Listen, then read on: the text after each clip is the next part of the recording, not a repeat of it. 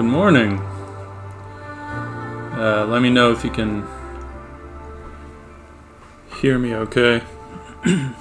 Always got to do a little bit of a sound check.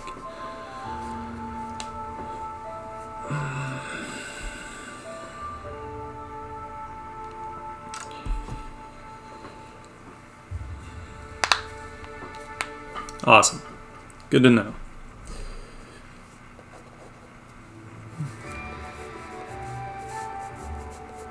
I'm just doing quick, loose pencil sketch, and then I'll jump into the watercolors.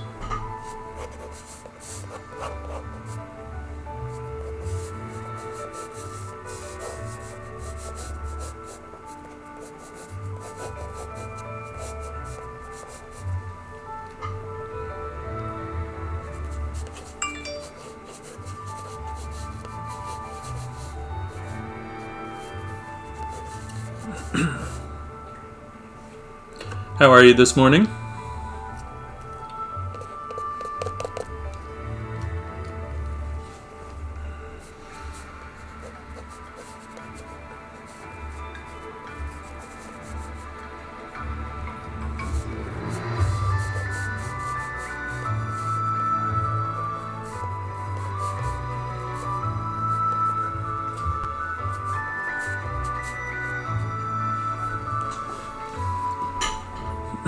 Right on. That's what I like to see. More people drawing more often.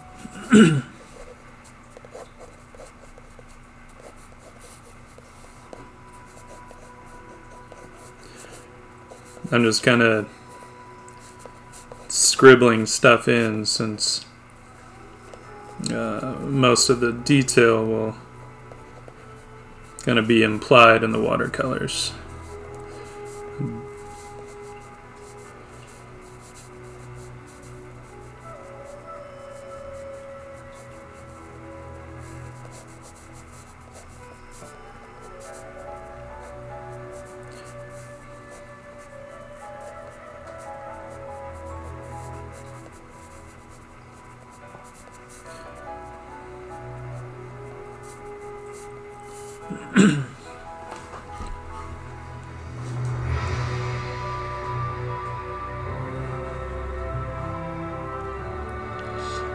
Yeah, I like the A4.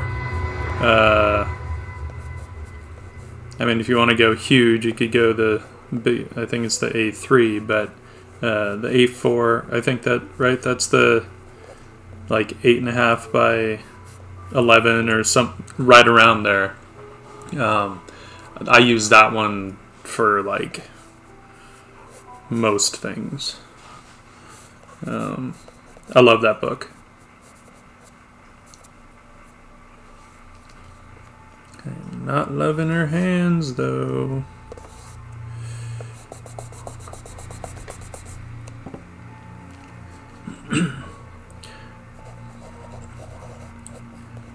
It's funny, whenever I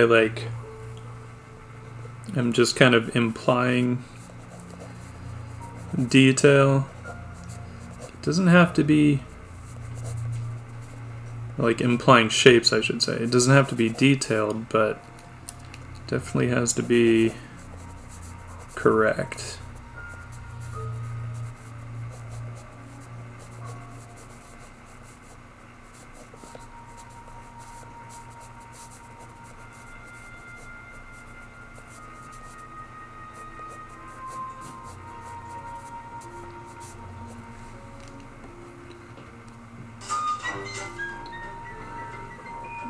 No.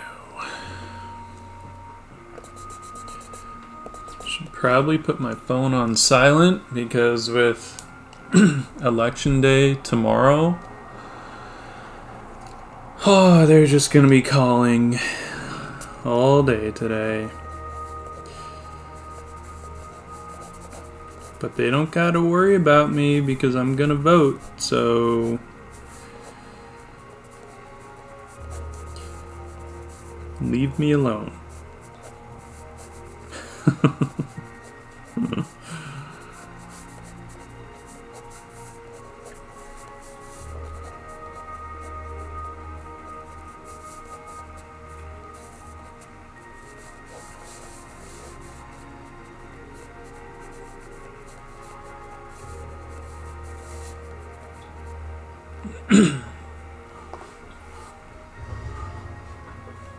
Yeah, that moleskin, you know, it was funny when they switched over, I forget what year that was, 2012 or 2013 maybe, when they switched their manufacturing. And I think they had actually moved it from Italy or something out to, I believe it was China.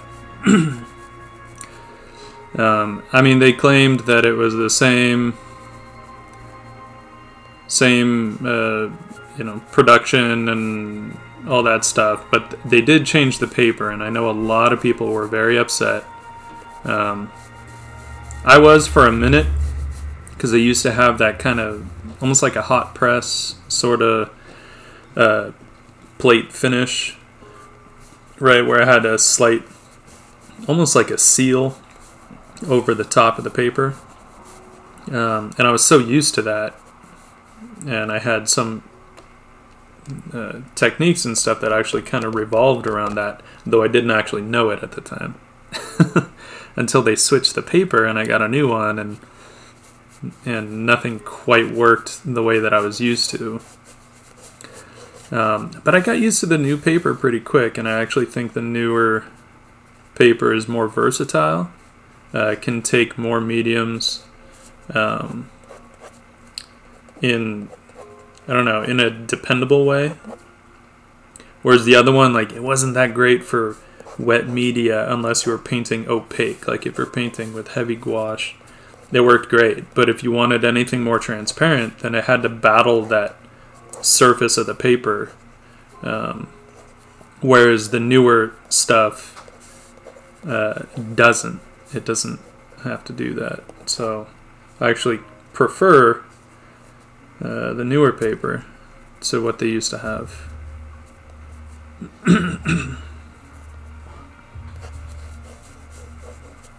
Especially if you just want to do like watercolor sketches and stuff. The watercolor works really nicely on moleskin.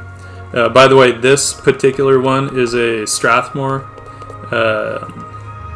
tan multimedia sketchbook.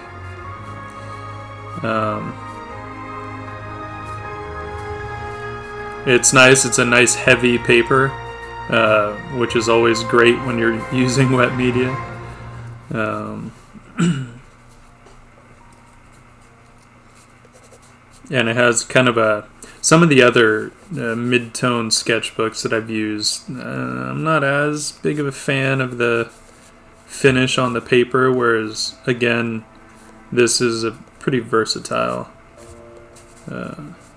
paper that's pretty fun to use.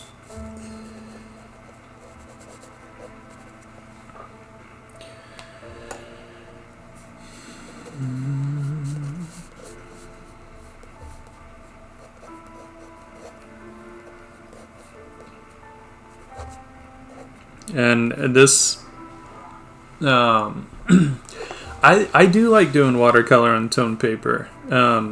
Not always, but sometimes. With the tone paper, that's usually when I'll get into you know, mixing some gouache into the lights.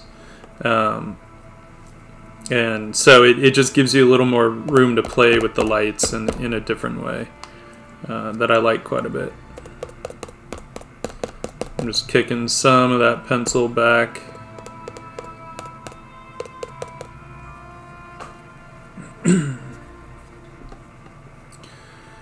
Right.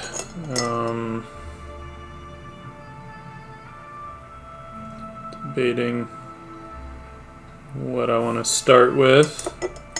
Let's try, because I really haven't messed with these dagger brushes much. This is from a travel set that Rosemary makes. If you look up Rosemary brushes, you'll see the website come up. They're based out of the UK. And in their watercolor section, I believe they have some pocket brushes or reversible brushes.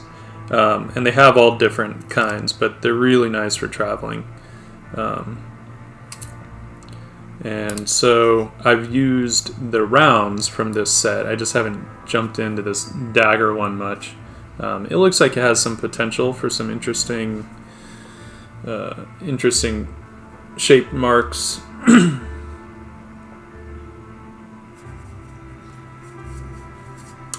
I don't usually clean off my palette beforehand because I like to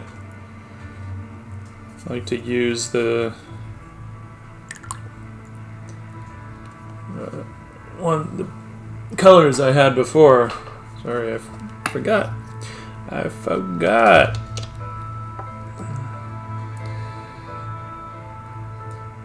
Just putting a few drops of water on each color just to prime the color.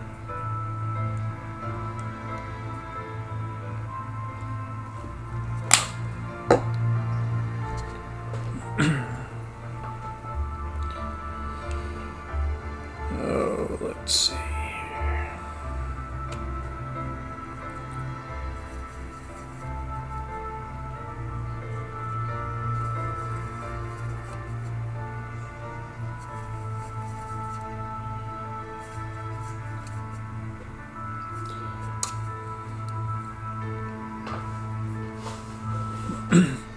I'm not much of a renderer in watercolor. I really kind of enjoy just putting down the marks in a much looser fashion. Just kind of letting it do its thing. I love the quality of the watermarks, so I don't like to try and control that too much. Heat this up a little.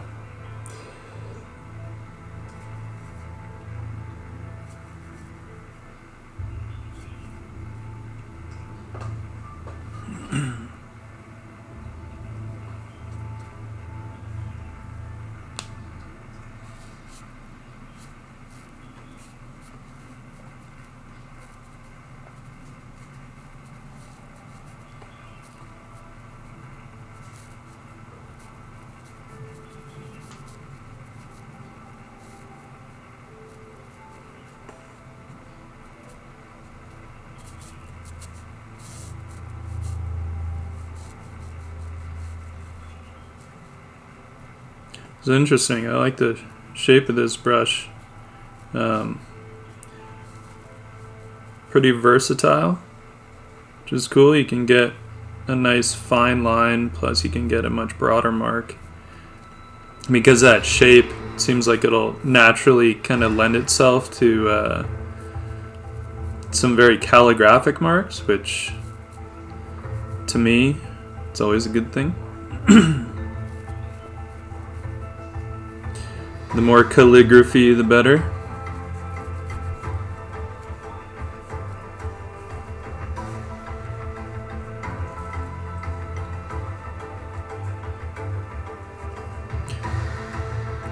It is different though. I mean, I'm much more used to using just a regular kind of round brush, but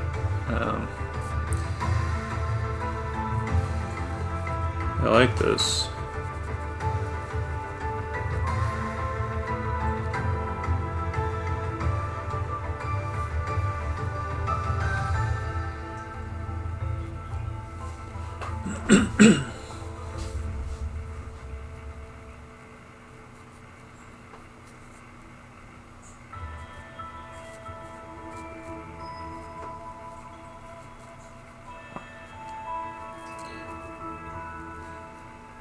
Just kind of debating how much I want to, because I will bring some gouache into it, but I mean mostly just some white for opacity that I'll mix into the watercolor. So I'm just trying to, I'm not sure what I want to, which details I want to show in the watercolor and what I might want to leave for the gouache. And it doesn't really matter. I can always paint over the top with the gouache, so.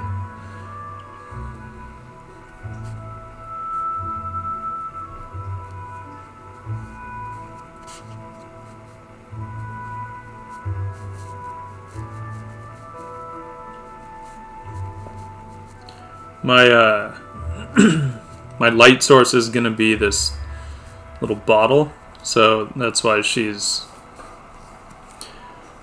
currently going to be more kind of lit from the bottom there, at least on her face.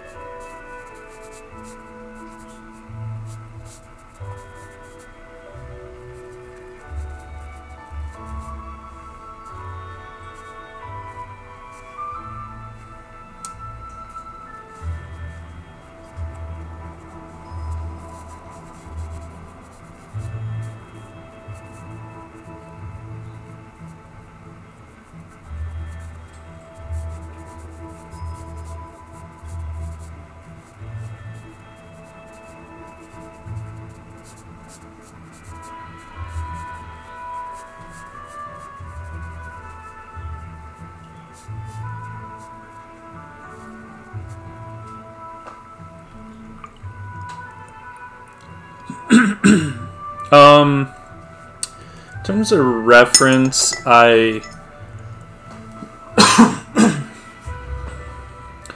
we have the Santa Ana winds kicking in, so it's much more dry than usual. In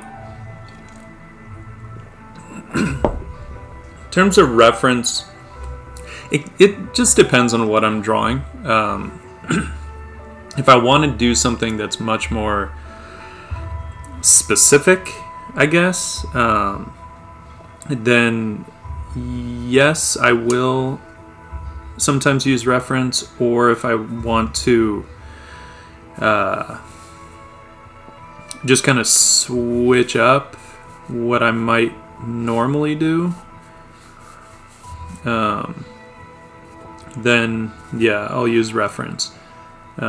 Or if, like, let's say for work, since oftentimes I'm basically drawing actors, right? Doing stuff for movie posters. So in that case, yeah, then I use a ton of reference because it's got to look like the person. So it just kind of depends on what I'm doing. And for my own stuff, I don't use it as much. I'm not opposed to it. It's like, but I do enjoy the process of just kind of, I don't know, making up faces. So I don't always feel the need to use reference. I just want to heat up some of those midtones and like core shadows a little. So that's all I'm doing here. Adding some saturation.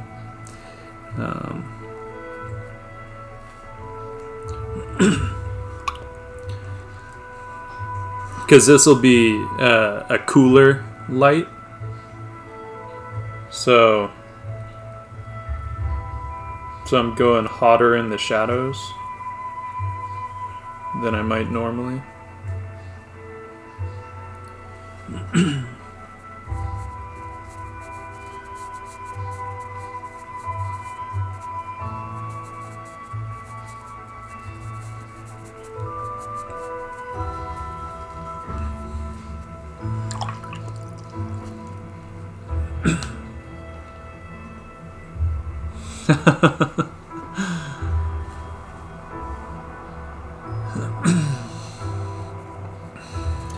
No, the questions are good.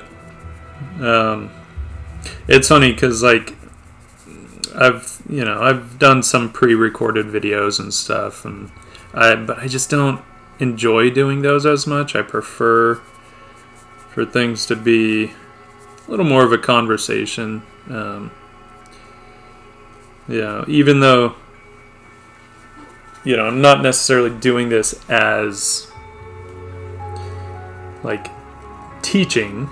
I'm not necessarily thinking of it in that way, but I figure, hey, if I can impart something of what I'm doing, then cool.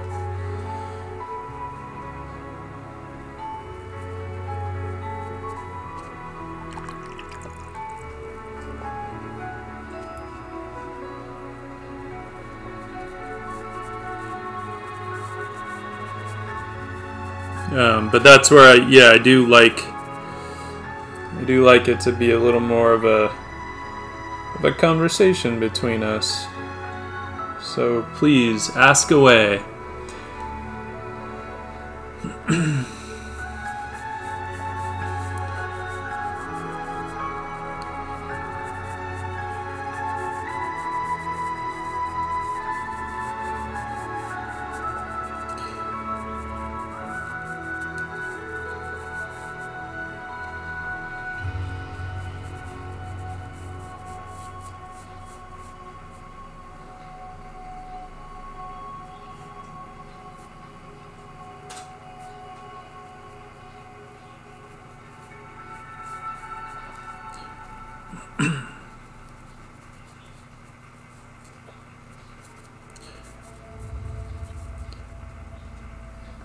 And I don't have a super clear plan for this. I'm kind of just making it up as I go.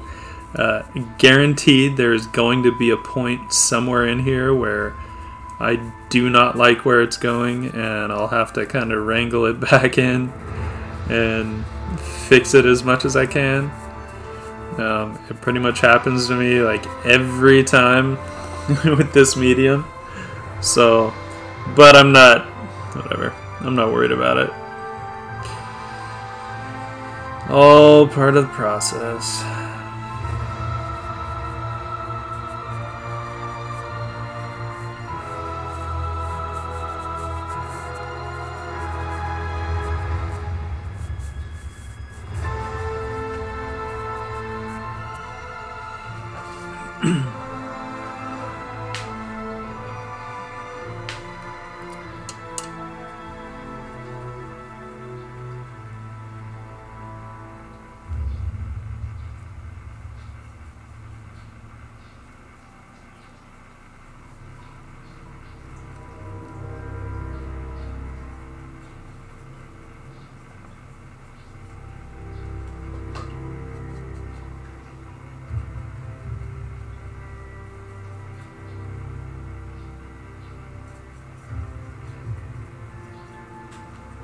Stuff, as soon as you add gouache to it, then you have to kind of deal with you know, the change in value. So sometimes I'll just have to ignore that for a minute, right? Because with gouache, it's like the light colors dry darker, the dark colors dry lighter. And even if all I'm doing is adding white to watercolor, I'll still have to deal with the fact that it will dry darker than what I put down. But sometimes when I say I just need to ignore it for a minute, it's like I'm just getting the color down, and then I'll start to paint lighter and lighter on top of it. To bring that value back up. But sometimes I just want, like, I might not want that mid-tone color to show through in areas, so I'm just putting like a base tone down that'll get rid of that, and then I'll come in with more specific values. I can't say whether that's like the best way to work. It might not be. It's probably not the most efficient, right? Always consider like, well, maybe I should get it right the first time, but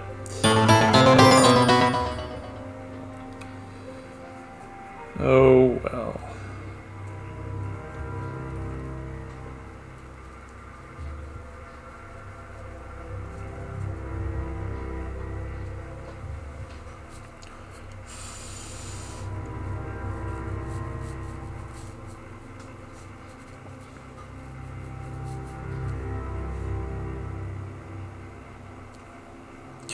Really should break out the hairdryer when I'm doing this so that we can speed up the drawing process.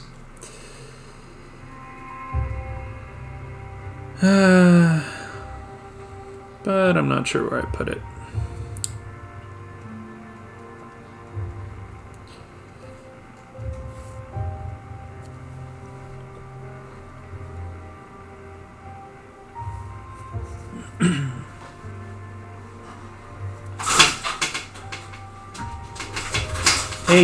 Hey, crazy cat. Hang on.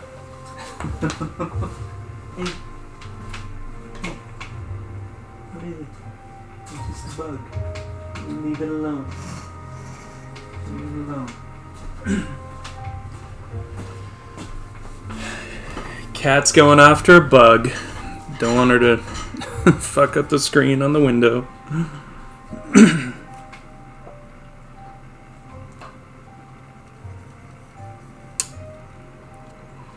Let's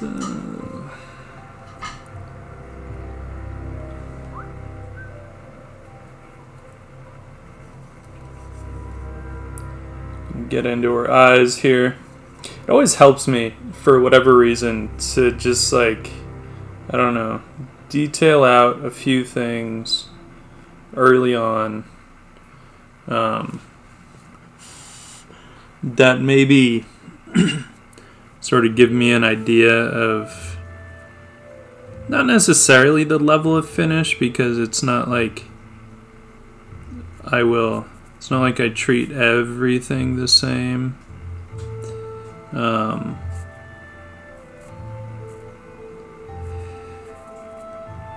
But it does help me to get in and start getting these points of focus. I'm gonna switch to a smaller brush. I don't have I was hoping to be able to keep it to these rosemary brushes. She makes really beautiful brushes. I just don't happen to have my smaller round brush here. So we're gonna switch to a Winsor Newton Series 7, number 2. A little bit smaller, good for the more detailed work. I would keep it to the rosemaries if I had them all here. But I think I've got my smaller one at work.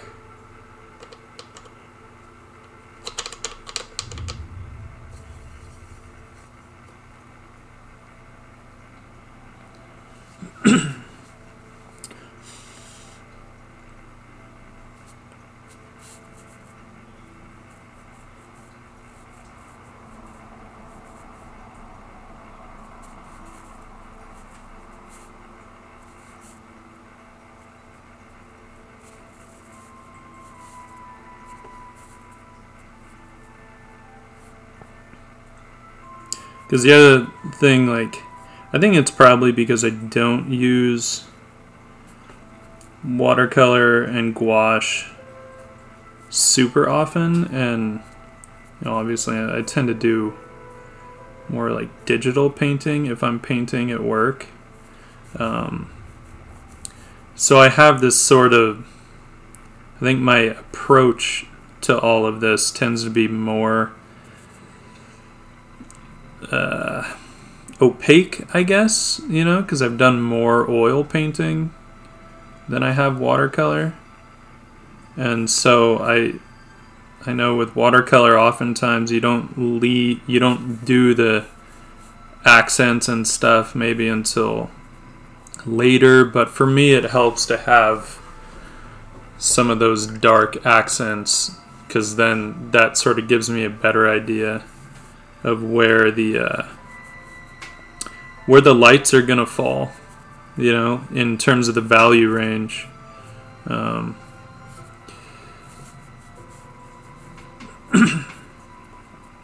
And it might give me an idea of how far I can push some of the other stuff. How far I can push the darks. You know, if I get some nice dark accents in there, it gives me an idea of the kind of wiggle room that I have to play with.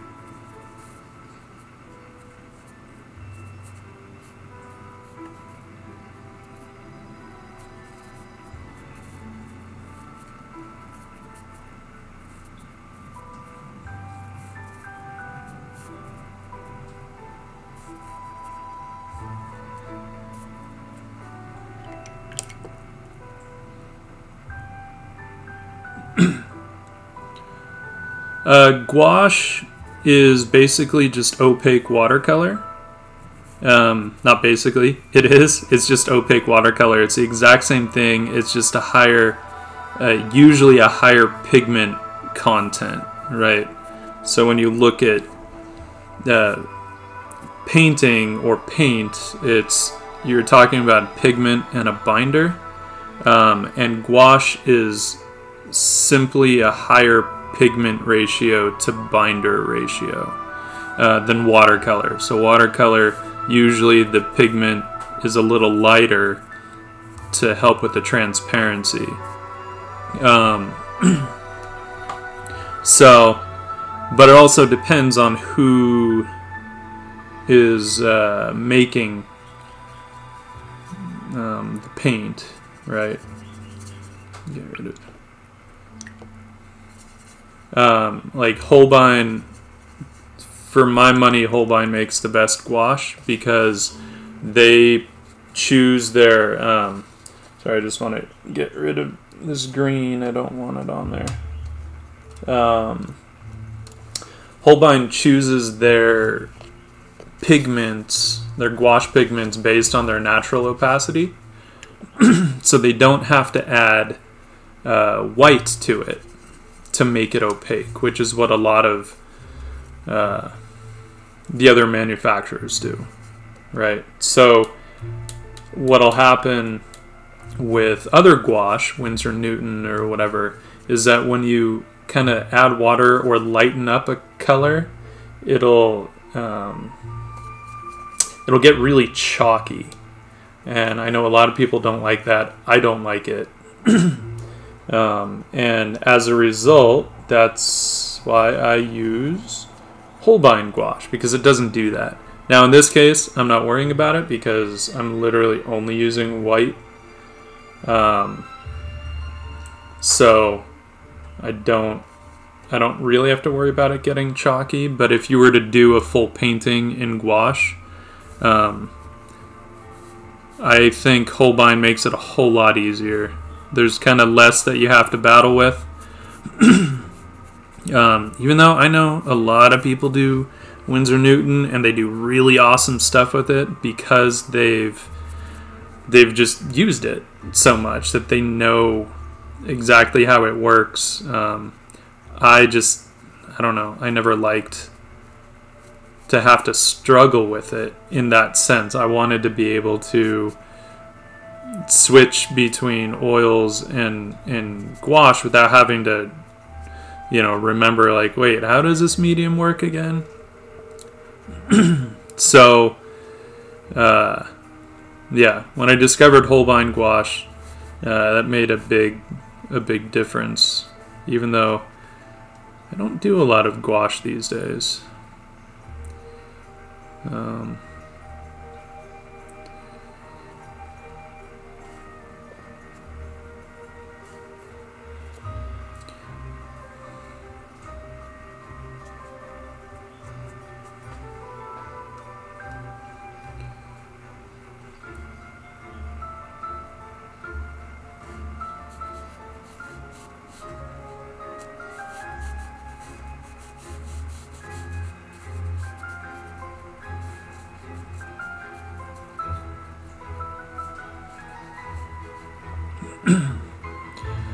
And gouache is Gouache, I believe is how it's spelled.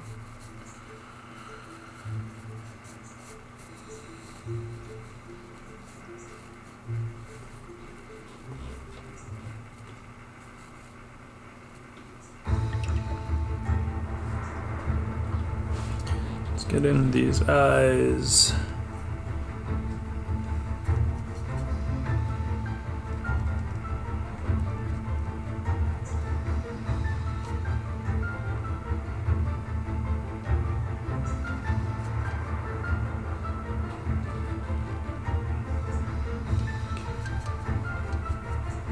The only thing with mixing the mediums, right, like just using white to lighten up the colors, is you do have to battle saturation a little bit.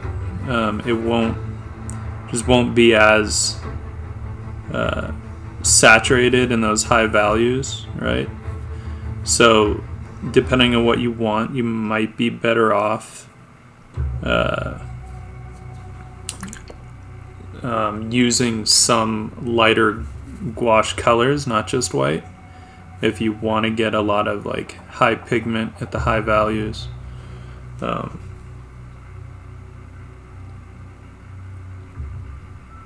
Because just adding white is not the best way to do that. No matter what medium you're using, it will tend to wash out the color a bit. So it's just something to consider.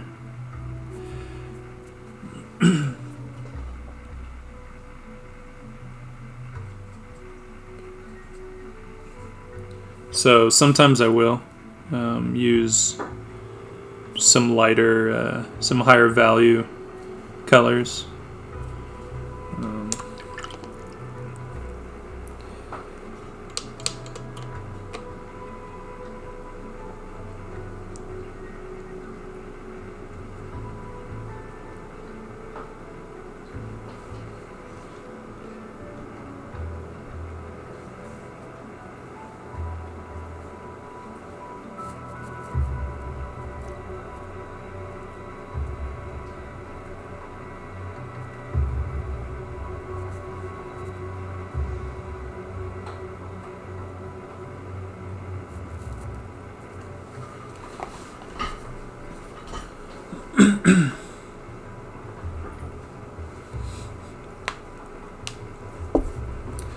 Yep, Gouache.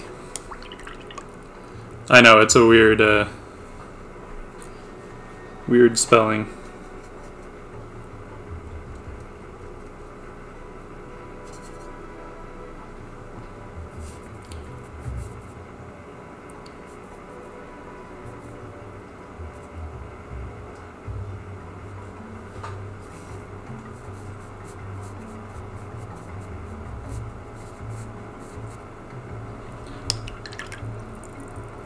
Let's try this. Since I'm gonna be kind of focusing on the face a bit for now, we'll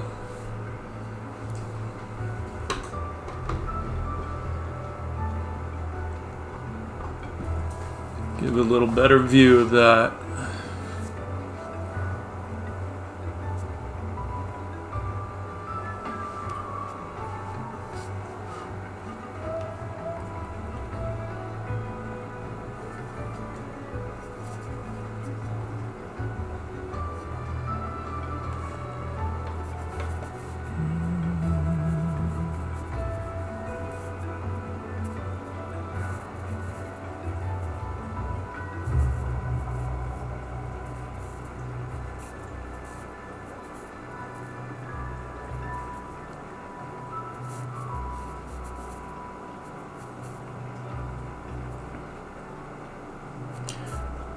It's always an interesting experience / battle jumping into something like this after like all I've been doing is digital, which of course is super forgiving. I can change anything I want, whenever I want. And then it's always a nice reminder, jumping in to a medium like watercolor, where it is not forgiving at all. That's okay. And I kind of intentionally set that challenge up for myself, right? Like, I've not been doing this, and then yesterday I was kind of like, you know what? You know what I feel like doing?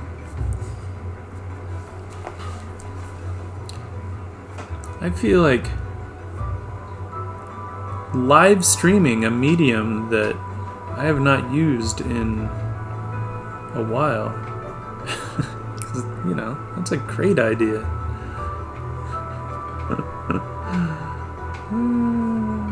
What are you gonna do? Sometimes it's nice to challenge ourselves. I want to start unifying some of these shadows. Not too much. I'm digging the air that's kind of happening, but some of this stuff can be kicked back.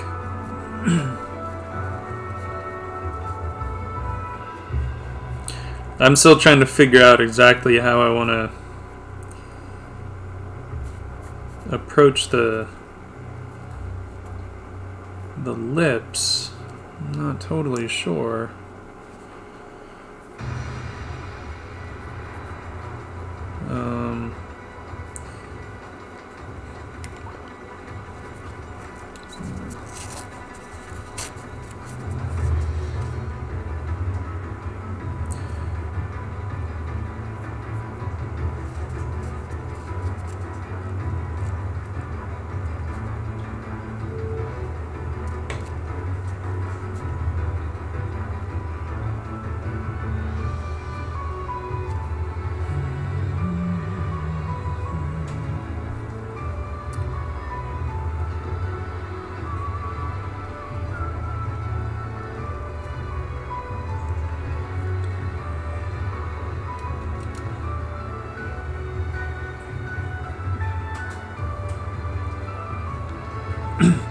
Oh, thank you. Yeah, that was like, damn, that happened a lot quicker than I thought. 120K.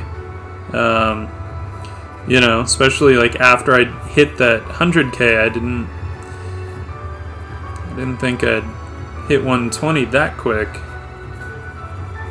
But I'm pretty sure once you hit 100K, I think Instagram starts pushing your posts in a different way, because yeah, I started getting, it was like night and day. As soon as I passed 100K, it was very different. The like amount of exposure, I guess, that I was suddenly getting.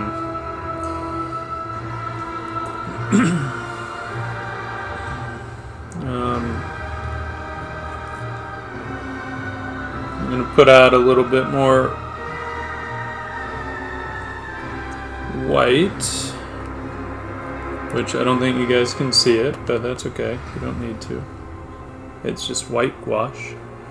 I just want to start getting into these lights and bringing them up a little bit.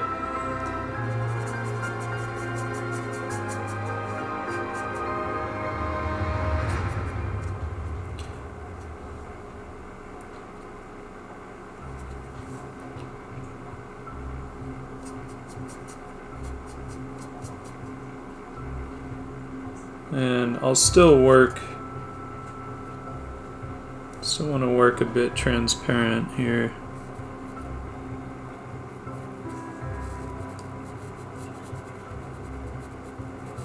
The fun thing with gouache is that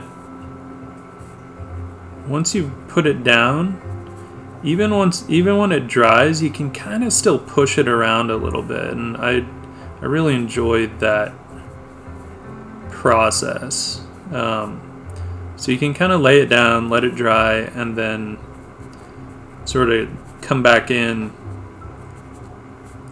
with just like a wet brush and push it around. It will depend on the look that you want. Any watercolor purist or gouache purist is going to be looking at me right now and absolutely cringing because I am not using either of them in a traditional sense. Real watercolor purists are like, you never use gouache, you preserve your lights, and blah blah blah. I don't really care. And then gouache purists are just like, you paint opaque and,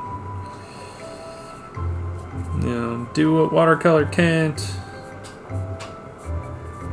Again, I don't really care. I do what I want.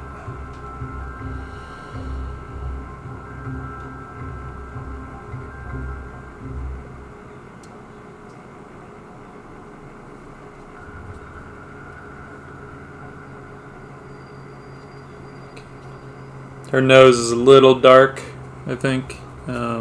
Too dark.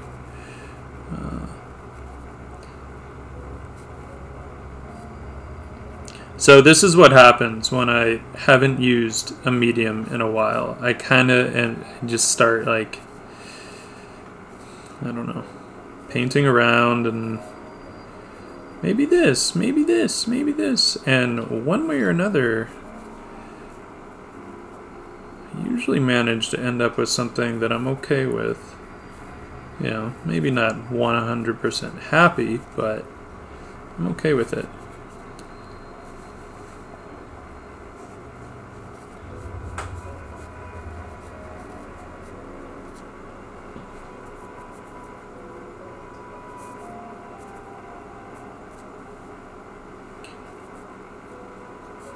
Punching up that value and kind of adding some heat there, like, helps me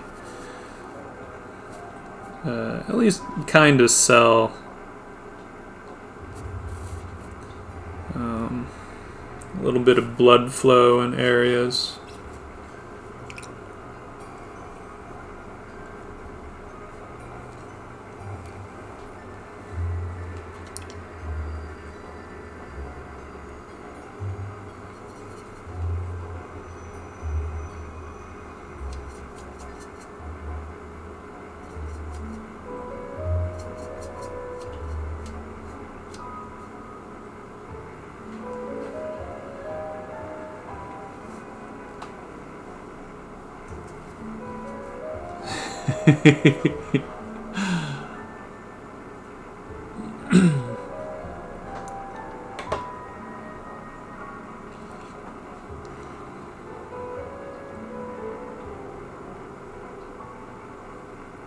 I agree.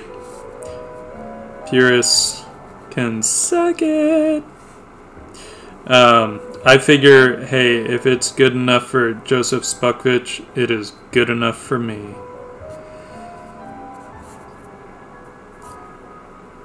Who am I to argue with the likes of him?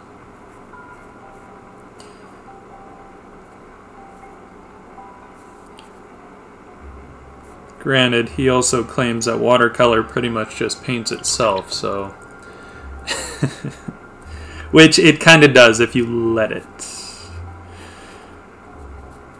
But then you also have to be skilled enough to let it.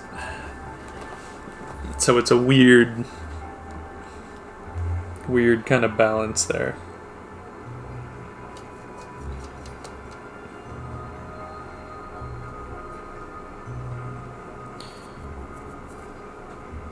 Too transparent.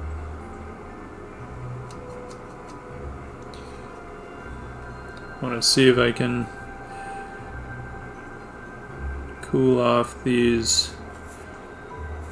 some of these mid-tones a little.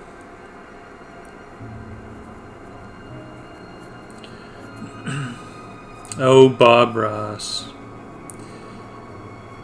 And we'll just paint some nice, cool midtones. You know, it's like a nice, cold beer on a hot day. Let those shadows be the hot day, and those midtones be that nice, cool beer. I don't think he would say that, but I'm saying it.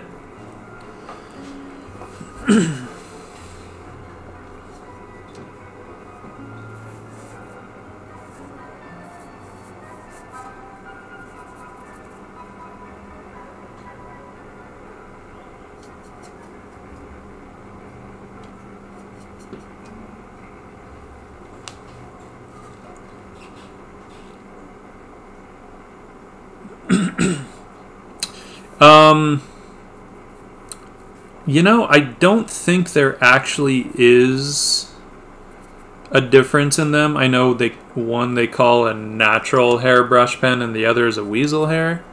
But I'm pretty sure they're both made in the same way. I feel like the handle is really the difference, but the manufacturing on the shorter one is a little better in terms of the body of the brush.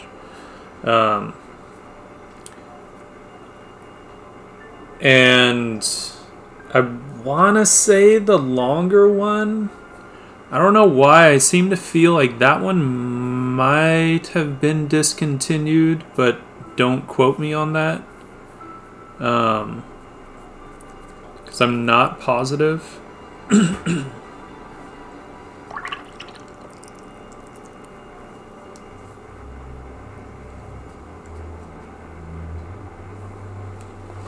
Yeah, I don't think it does actually get a finer line. I'm pretty sure they have almost the exact same point on them. As I drop shit. I bet we could look real quick.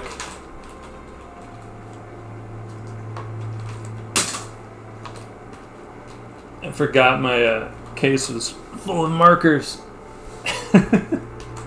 Throwing them all over the place.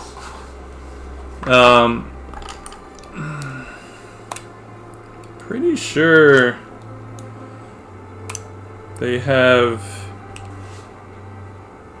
Yeah, they look pretty similar. No, it's possible that the long handle one could get finer lines. Wait, let me get them at the same angle. No, I think they're like the exact same brush tip. I think it has more to do with the body. Like I said, this one has better manufacturing than this. I think this is like a resin body, and this is basically just plastic. Like, I've had these split on me down the middle if you screw it on too hard, so you have to be kind of careful. I do love the long handle like a paintbrush. I think that's pretty rad. But I really love this pen. So I don't think there's much of a difference.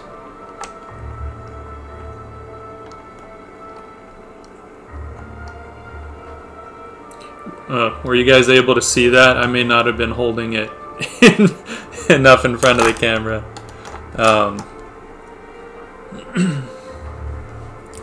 Forgot I was zoomed in.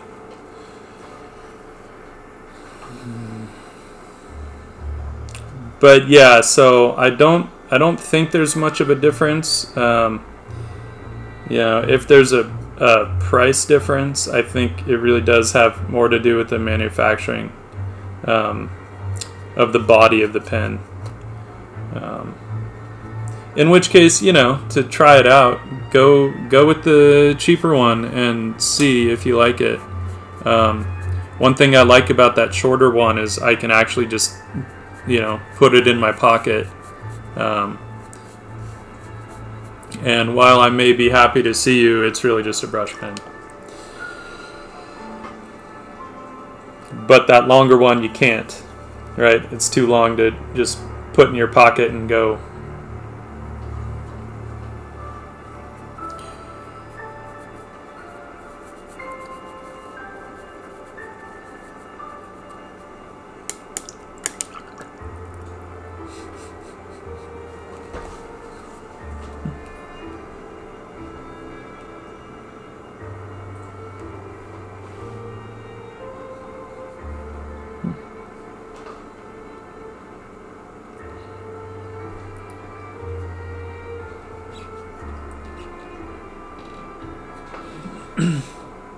Yes, Autumn. Yes, she did.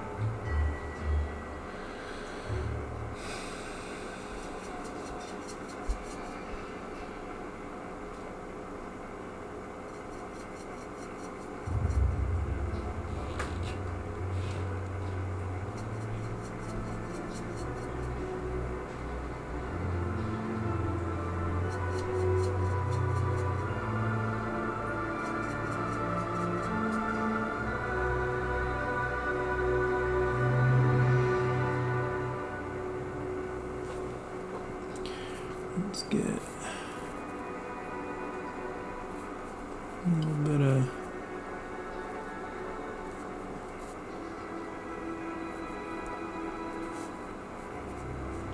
getting some hot highlights in there. You know, sometimes I'll put these in and then I end up changing stuff and they get painted out and then I gotta put them back in, and that's okay.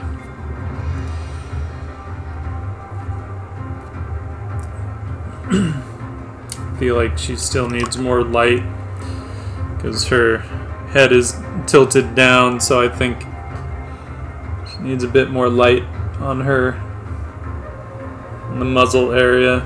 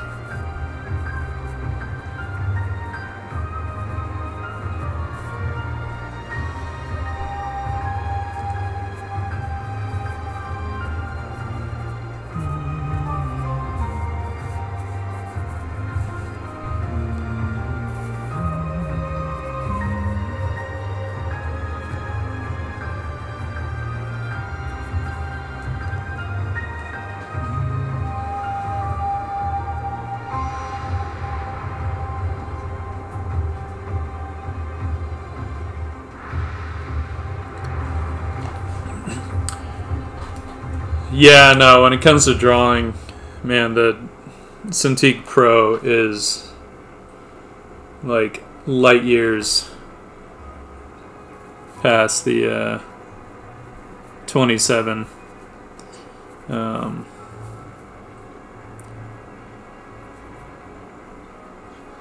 Although really that has more to do with the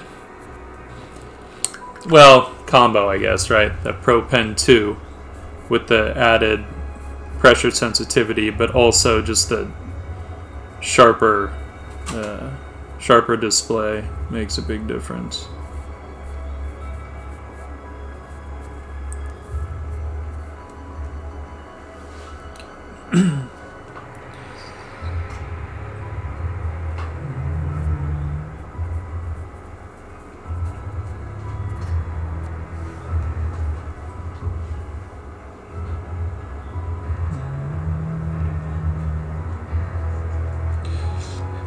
That's because it is Ori and the Blind Forest. I love this score.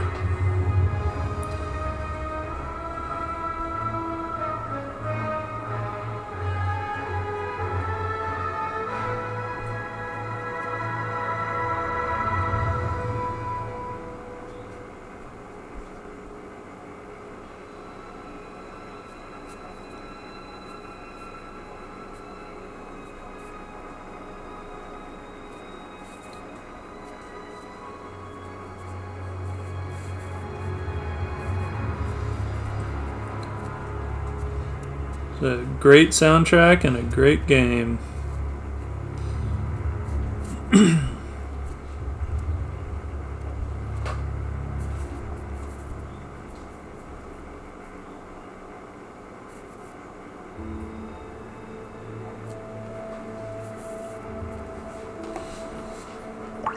Nope. Nope.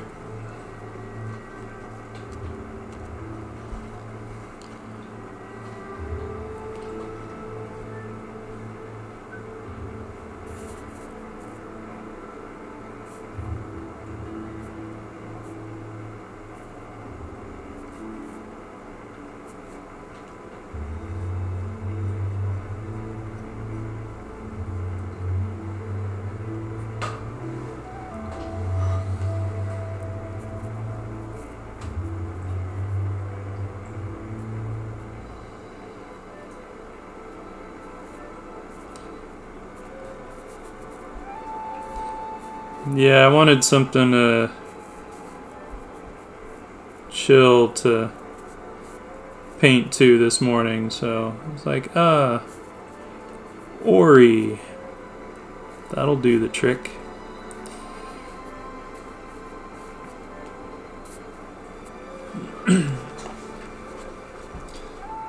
Okay, I'm digging a bit of that. I think I'll bring in a little bit of, trying to decide if I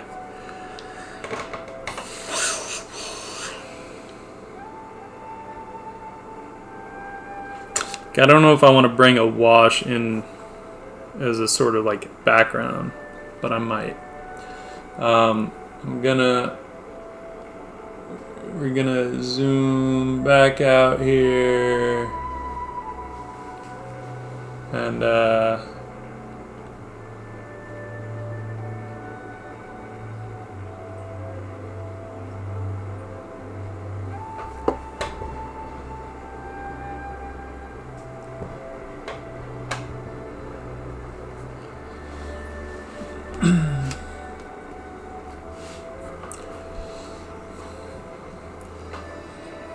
I'm not sure.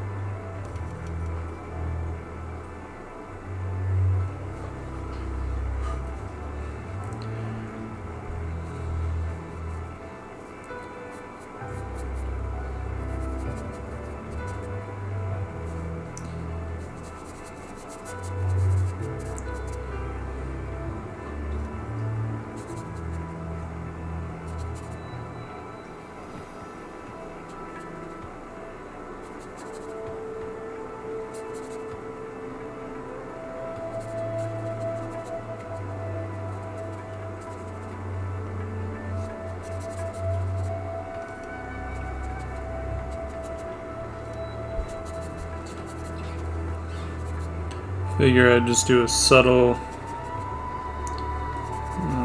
kind of a wash, nothing too heavy, but enough to where if I want to bring, I'm debating, I kind of want to pop some rim lights in.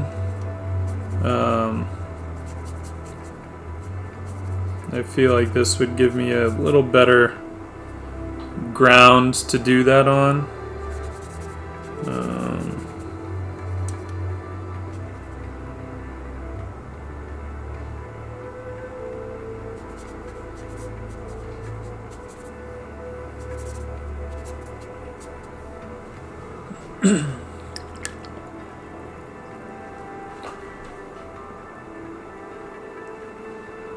Thanks, Odd Mimic.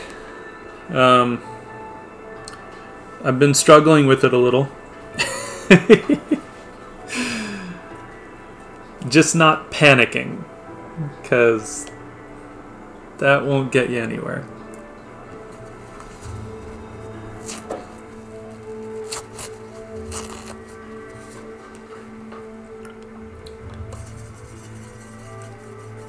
Got all this green on my palette that I don't want, so I'm just gonna suck that up.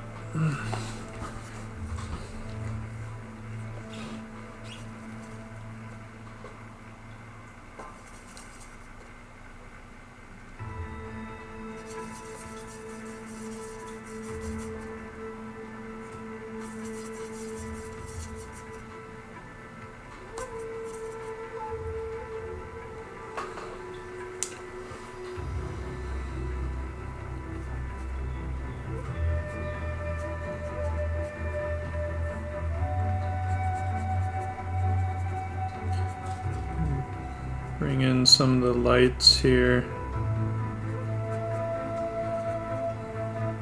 Again, just kind of, you know, laying in that bit of a base tone that I can then sort of push and pull accordingly. And this is sort of more something I do if I'm not using reference, right? Like if I was gonna do an oil painting, say, of this, I would probably create I would do this process in digital, and I would basically create a color comp, right? But at least digitally I can kind of push and pull and do whatever and figure out what it is I want. And then, you know, before I ever have to like jump into the full oil painting. Because you don't want to struggle with this stuff too much if you're trying to do like a finished piece, obviously, because probably not going to end up in a good place. We get a lot of muddy colors happening and all that. You know, I'm being mindful of that, which is one of the reasons that I'm using a very limited amount of colors off my palette, because I want it. I want to be able to unify it a bit more. I don't want to go overboard with like using a ton of different colors and then just end up like with everything being muddy. That's not a good thing.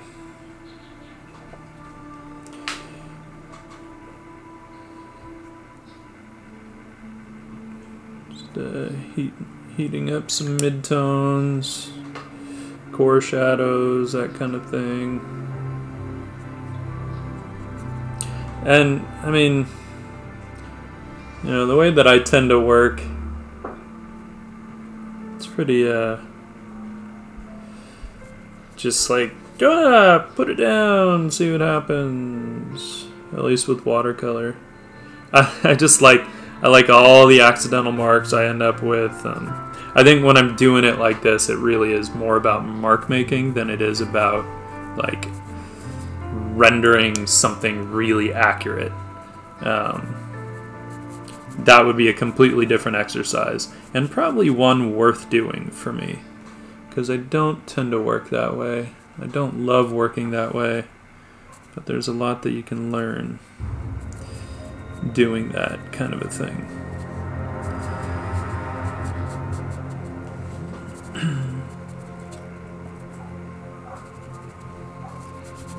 And what I'll do sometimes is at the end, if I want to, I might come in with some line work or some accents that sort of mimic some line work.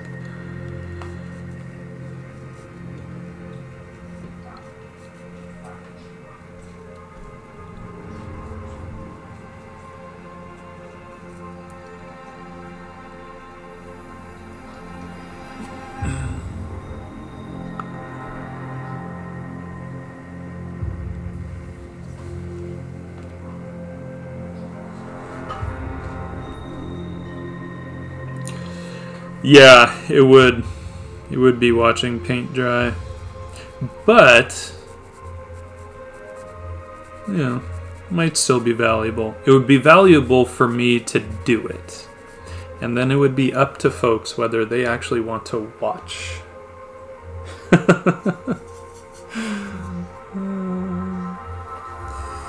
No, you all have to watch me struggle with rendering. I don't actually struggle with rendering, especially if I do have reference. Then it's not that much of a struggle. But I don't love rendering.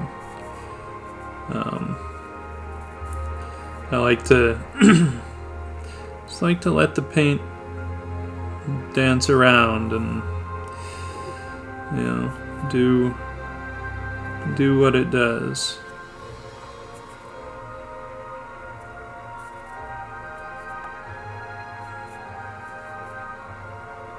I think I always think I'm gonna like rendering, and then after a little bit of doing it, I'm like, okay, this is kind of boring now. But hey, some people love that shit. So, awesome. Do it. Yeah, I need more white.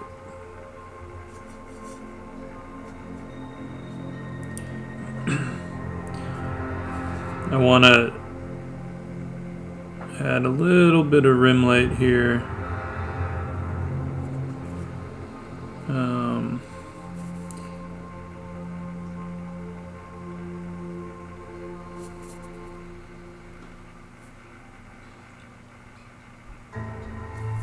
Just to have an excuse to sort of pop out certain features.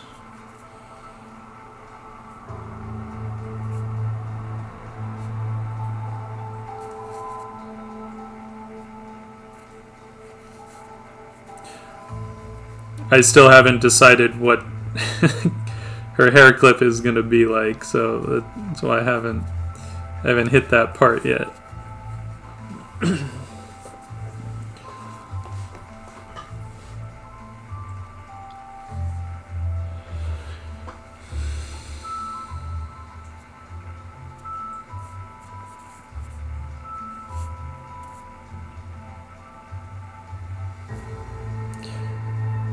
Yeah, it said earlier that guaranteed there was going to be a point along the way on this image where I wasn't going to like it, wasn't going to be happy with it.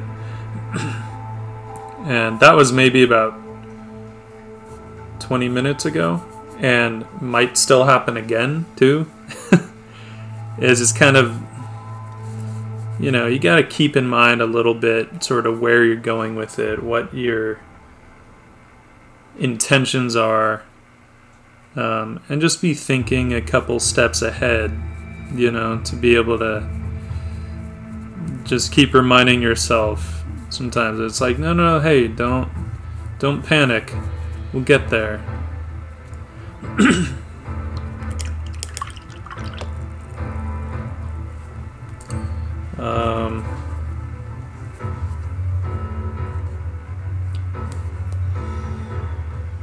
Let's see.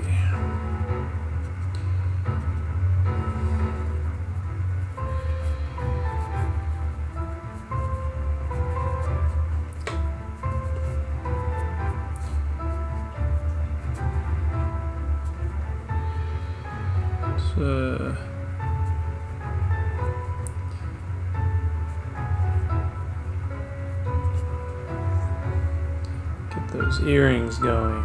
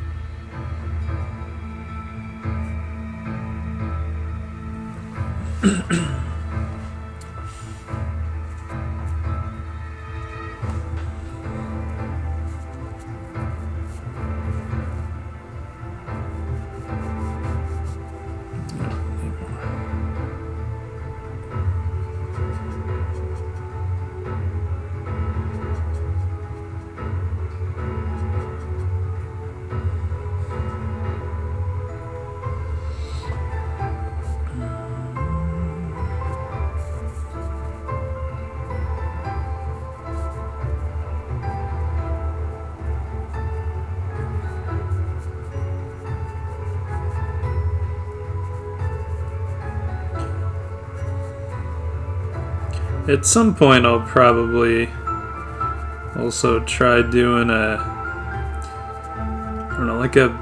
actual kind of illustration in watercolor, because it's really easy to kind of fall into, like, you know, if you're just working in a sketchbook, you just sketch everything, and so I'm not really... I don't really know what a finished watercolor piece would look like from me.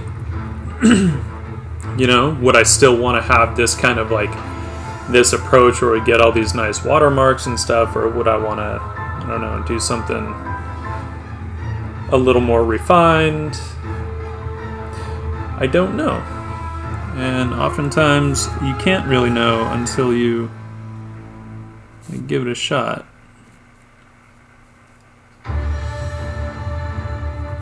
Maybe get some more.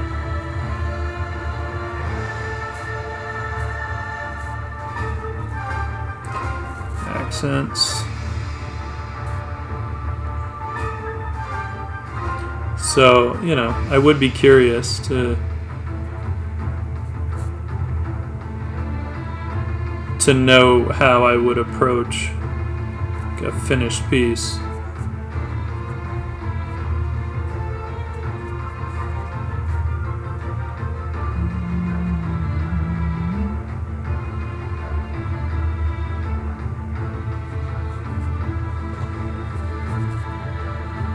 I have a feeling I probably still would do the watermarks because I absolutely love them.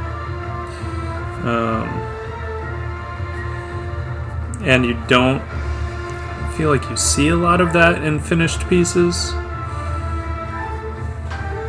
So I might do it just because.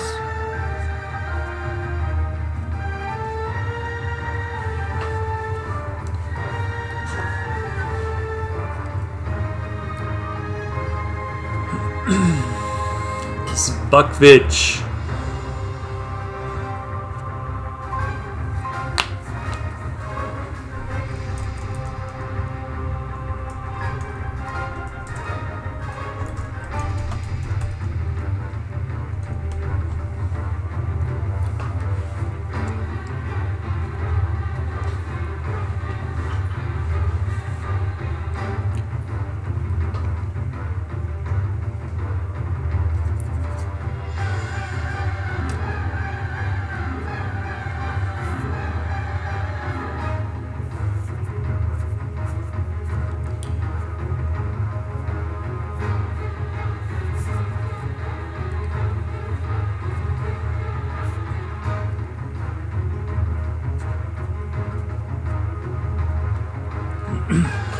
I know, I saw, what's his name? Jeremy Mann on Instagram had posted something about, like, here's a whip, and it was just like a red square. But then he goes on this whole thing about how, like, you shouldn't show whips, and people who show whips, it's just coming from, like, insecurity of, you know, wanting like validation, but like that's not how art should be created and all this shit. And I was like, dude, like, I love your art. I mean, in my head, I didn't actually comment because enough people at least called him out on that. But it was like, I love his art, but that is such a jaded way of looking at people who like to share their process. Granted, he has shared his process, workshops and stuff, and then had people just flat out jack his look, or at least try. Like, they still aren't as good as him, but wow, they full on, like, gallery shows of what looked like Jeremy Mann ripoffs. So, you know, to a degree, I guess, like, sure, be jaded, but really,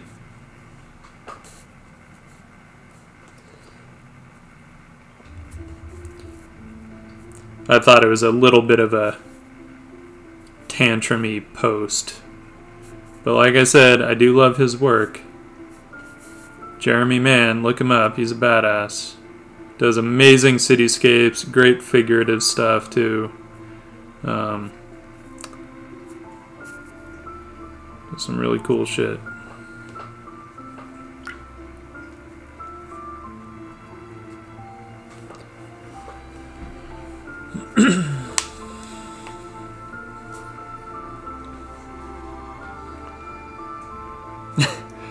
I don't think he's that type. Hang on, I gotta clean this water out. It's getting all cloudy.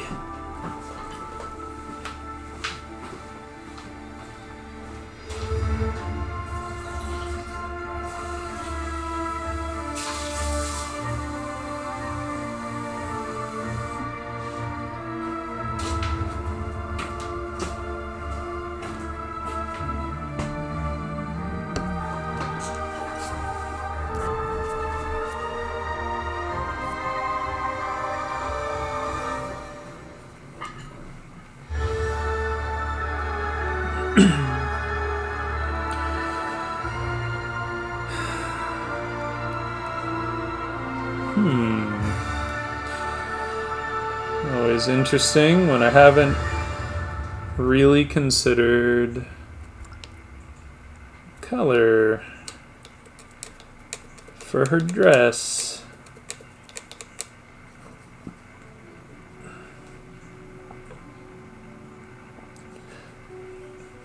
I'm not going to go too far off. I'm just mixing up essentially like a blue-green. Gonna kind of keep it in the family of the colors that we've done already. It's too something. A little too green. Too yellow, I should say.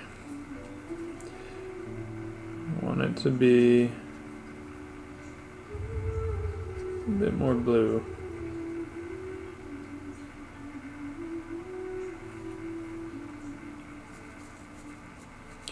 Better.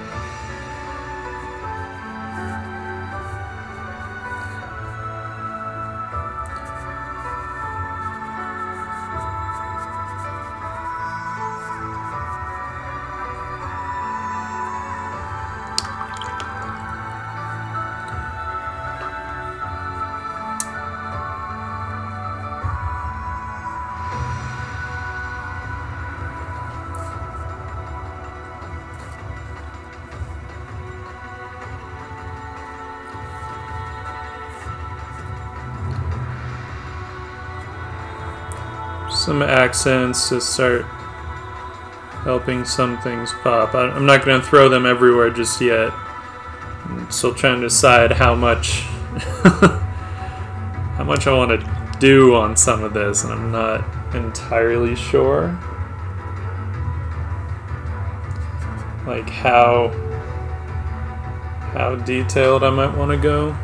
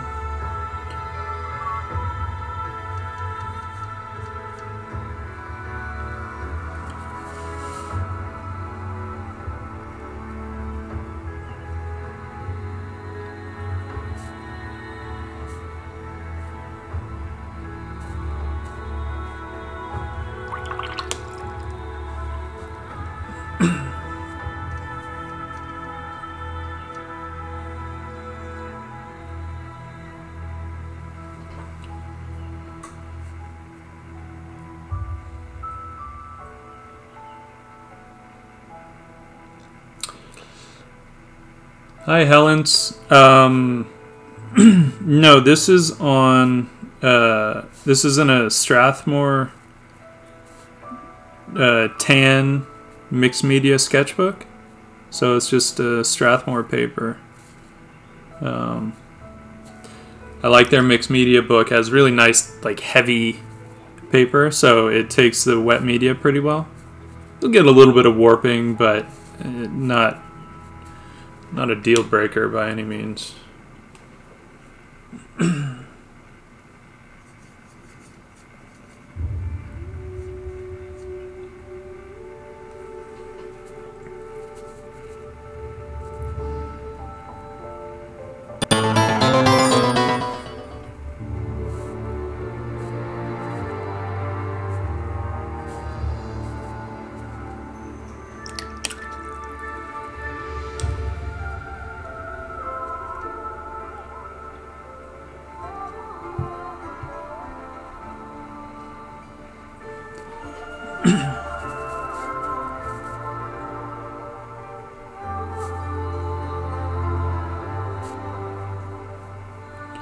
Sorry, I know I'm doing these little tiny details that are probably tricky to see on the stream.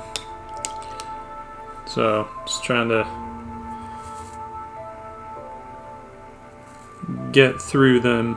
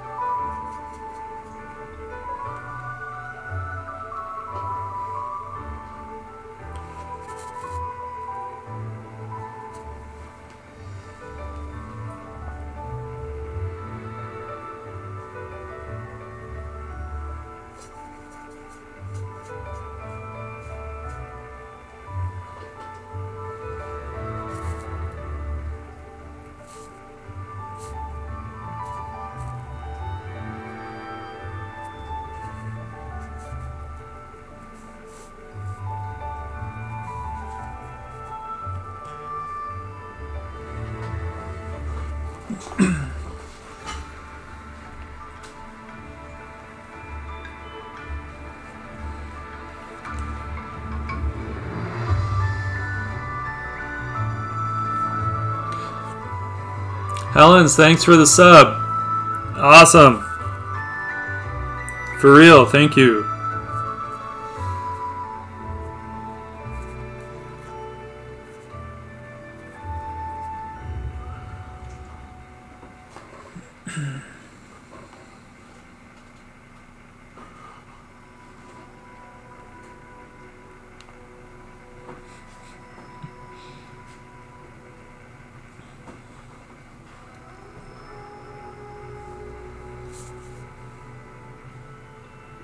I don't want to go too, like, happy with the highlights.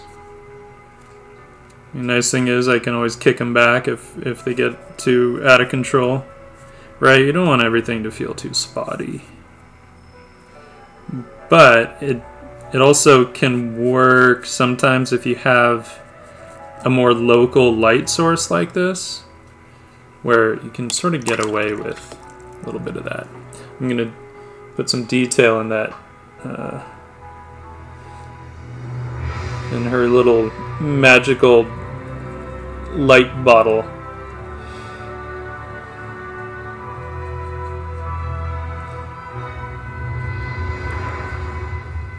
Give that a little bit of love.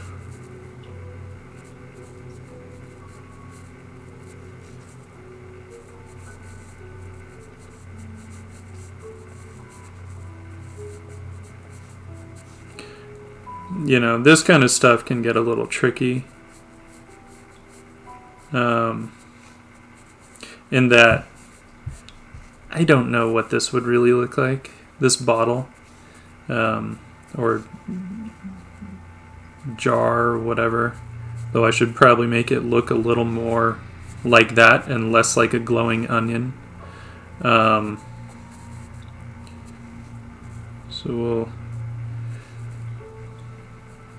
So, you know, if I was doing like a legit illustration, I would probably find a bottle that was roughly the shape that I wanted, and I'd put, you know, like a little LED or something in it, and see what it might look like. The closest I'd be able to get to a magical glowing bottle.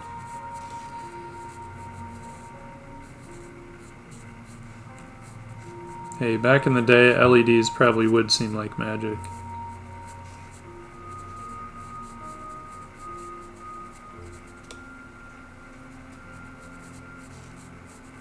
I'm gonna come back in with some some white.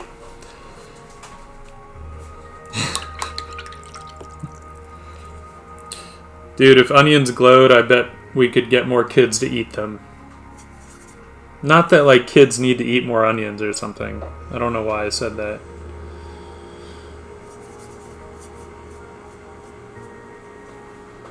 Hell, my girlfriend doesn't like onions. It's a texture thing. She doesn't like the texture. Same with water chestnuts. She doesn't like those.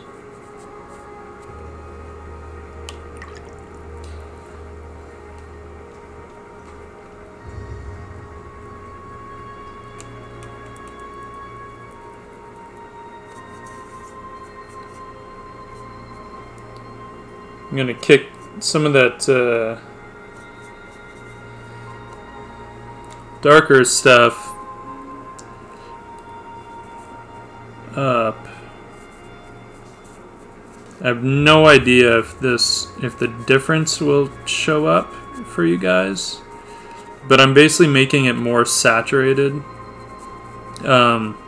just to give it hopefully a little more luminosity, I guess. This will be kind of just a little bit of pushing and pulling to get to something that maybe feels not wrong, right? If it's not wrong, it's right. At least if it's not wrong, it's good enough.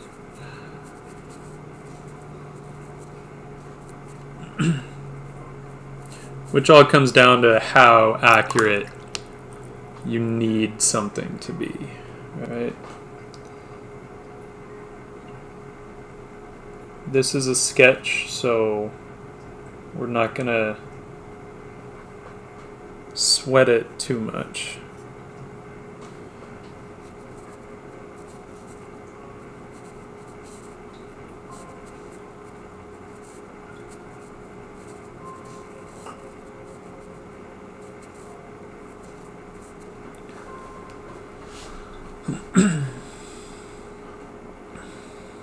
How long have I been streaming on Twitch? I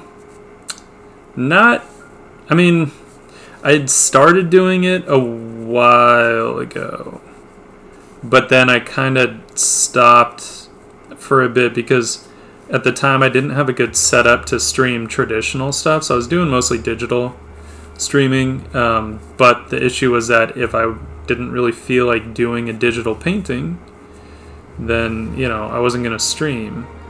So it took me a while to just figure out like a good setup for streaming traditional.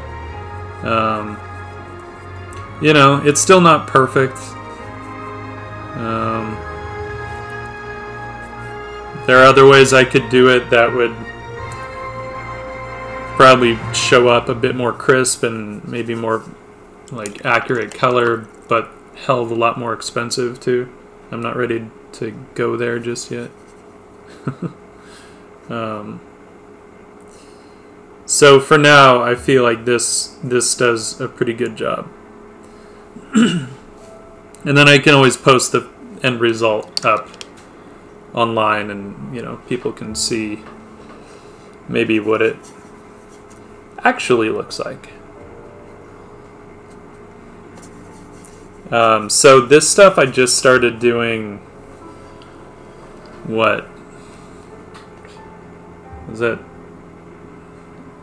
in September maybe? Something like that.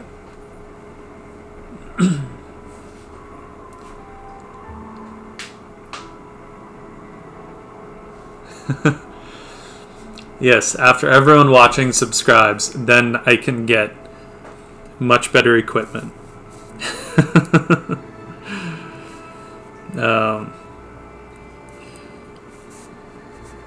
So yeah, I think...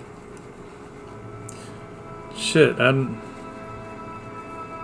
feel like I've been streaming now for a month, maybe a little bit more. And just like...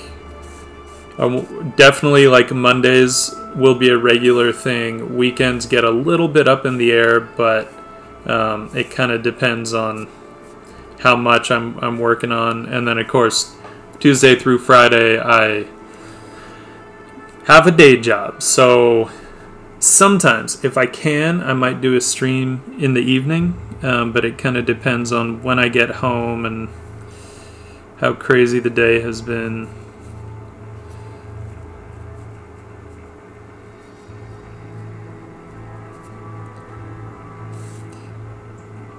Hit those eyelashes a little bit. There we go.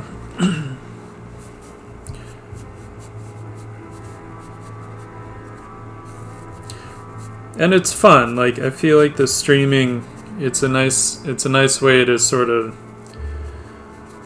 I don't know, share some process and thought process as well as just art process. Also a nice way to kind of hold myself accountable to just be productive, you know? Keep doing stuff. Not that I have an issue with that, really. In fact, I hate not being productive to the point where it can be a challenge to slow down sometimes and not burn myself out.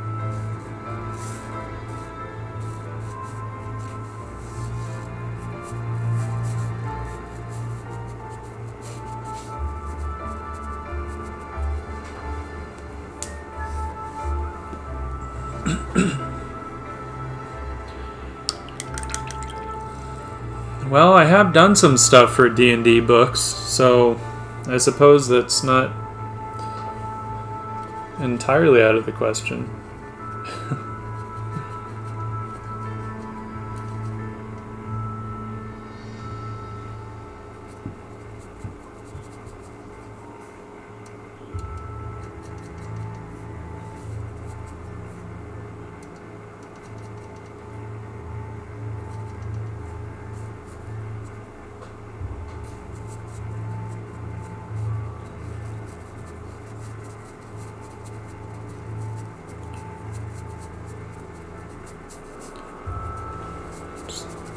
Throwing in some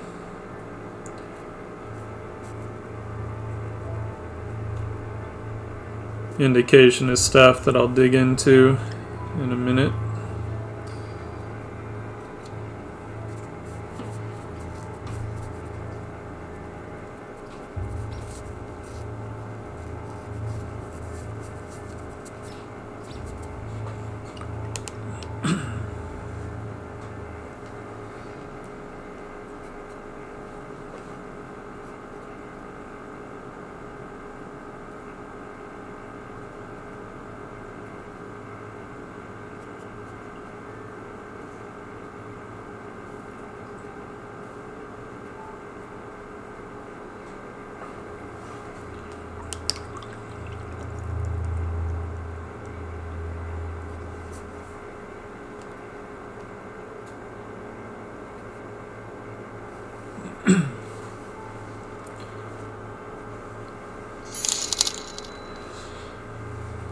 Yeah, it all depends on how much of a D&D, you know, fan you are, and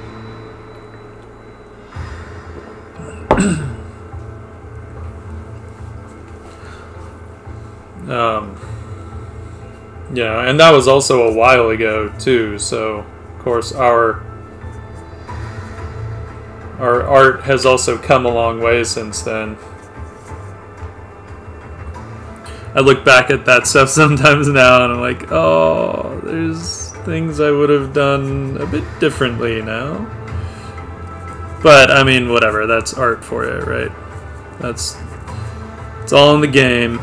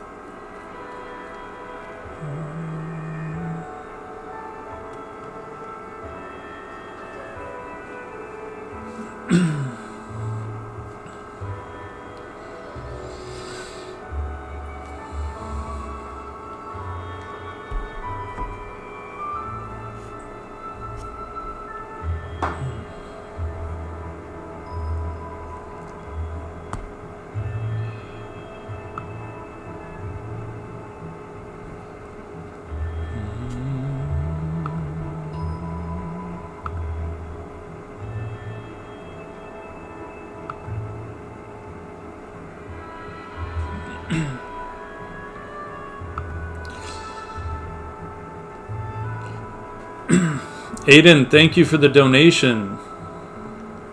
Awesome. Have I ever tried painting with...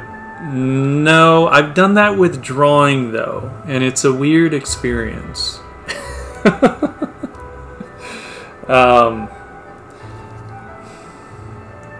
It's, you know, it's a good way if you want to learn to, like, use your offhand a bit. Using both hands at once is actually a good way to do that, because your offhand can really just mimic what your on-hand is doing, and so it's a good way to kind of take some of the struggle out of the equation. But beyond that, I don't think there's too much of a reason that I would, you know, get heavy into using both hands. But honestly, I haven't really thought about it either. I'm sure I could think of, like, I could definitely see, hey, if you got good enough at it, maybe things would go faster. But I think it would also be really tricky if you're working on something that's asymmetrical, right? To use both hands. I think that would be, I don't know, be interesting though. You know, I'm not opposed to the idea. Let's see here.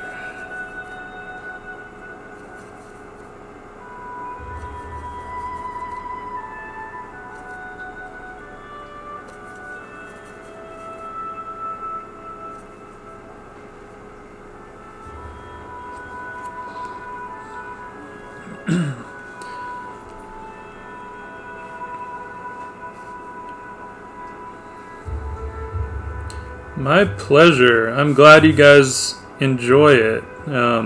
It's always kind of, you know, a little bit of a crapshoot. I think we get so used to seeing all the time-lapse stuff that I think sometimes real-time art can seem really slow. I mean, I've fallen into that category sometimes too, you know? Like, you're like, okay, hurry up. And then I have to remind myself, like, no, how about you just slow down and enjoy the process, because that's how it works.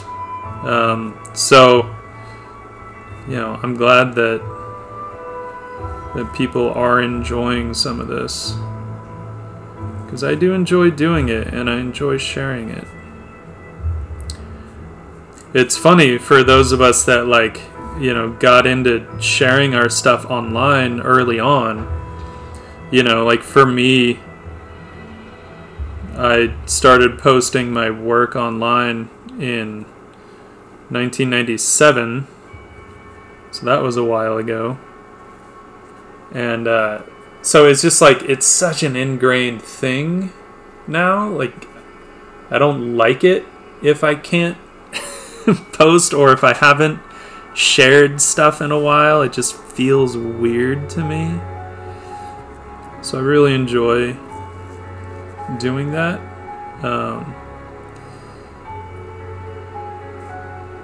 So if you guys enjoy seeing it, that makes me happy and makes me want to share more. Funny how that works.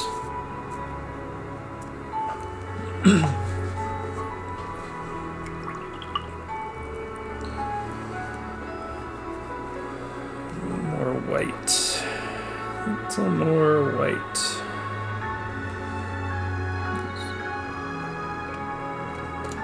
Putting some white gouache down.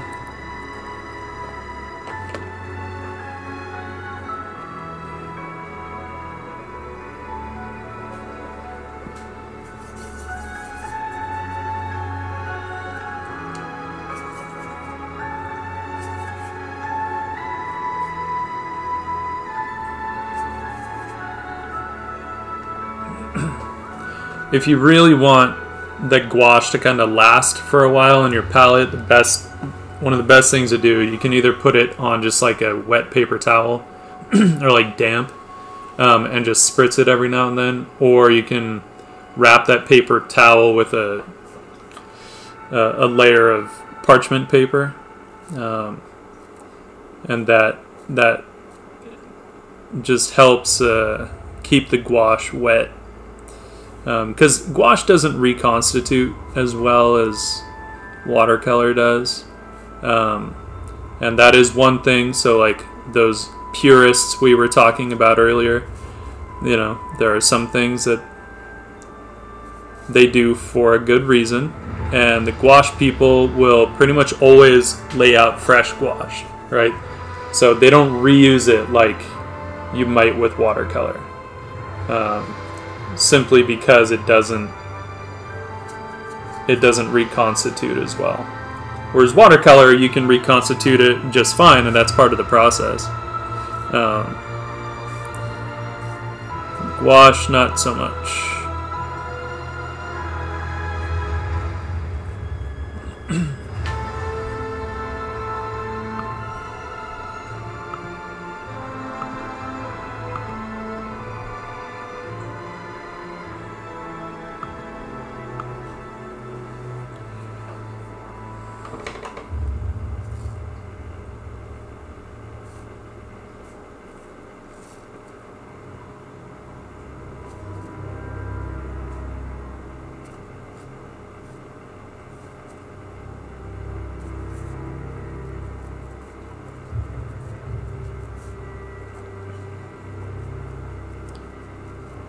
I'm not entirely sure yet how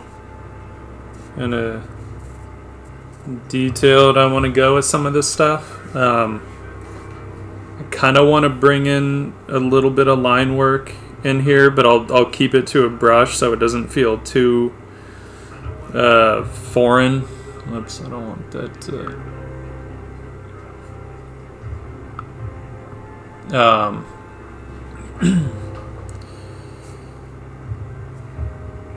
as tempting as it is to go with like a pen, no, we'll stick with the brush. So let's get a good color going. I think a little darker.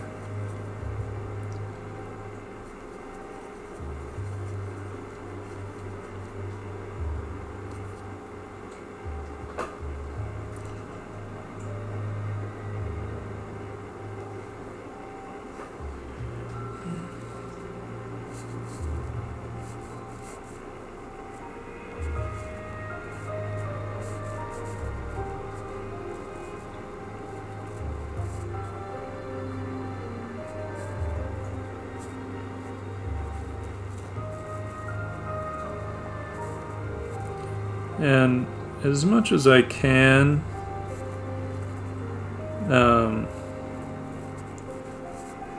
probably try and avoid having these feel too much like lines. You know, I don't want it to necessarily flatten out in the way that line work often can. So I will think of them more as like kind of accents, dark accents, and sort of place the marks with that in mind. You know, so they'll be more in the darks and the midtones. I don't want it to.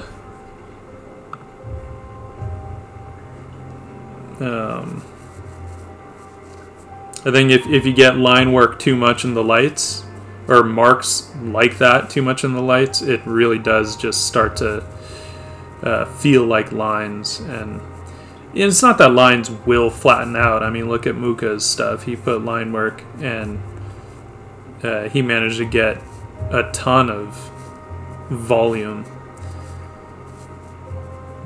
But I'm not Muka. Let's make that clear. I'm not saying that I'm as good as Alphonse Muka.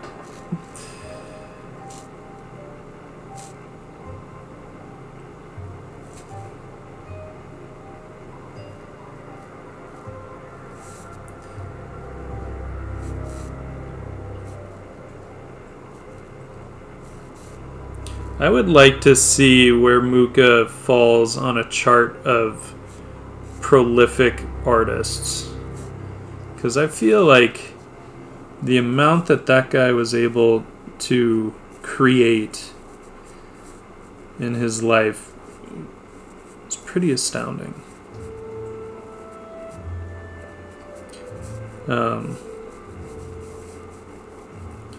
Yeah, I'd be curious to see.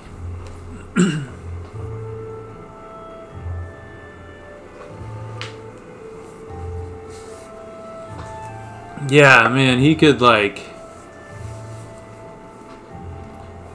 I mean, he could paint, he could draw, his photography was amazing, he could sculpt.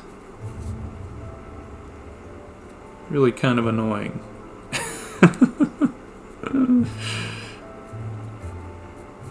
Leave some for the rest of us.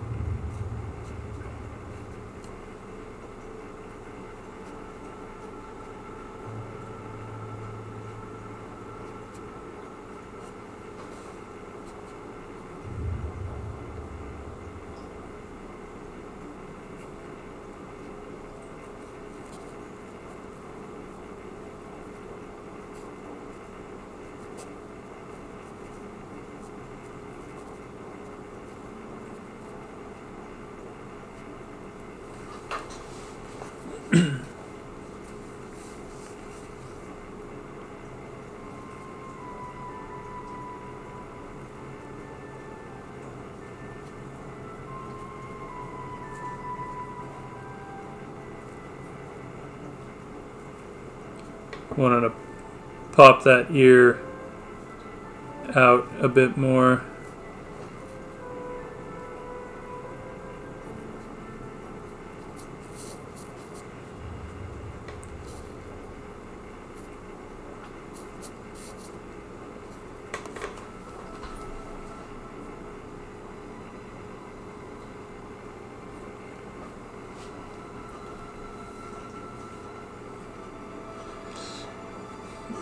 He didn't create the Art Nouveau movement. It was already a movement, but I think I feel like he really like gave it a face, so to speak. Because it's funny, like I can't really name another Art Nouveau artist, but there were others before him. I feel like he really put it on the map, and he is who everyone thinks of. You know, when we think of Art Nouveau, and yet, you know, because so much of his stuff was considered commercial art, not everyone puts him in solidly in that category, because they're like, well, he was really a commercial artist. Well, fuck, everyone was a commercial artist. Michelangelo was a commercial artist. Jeez.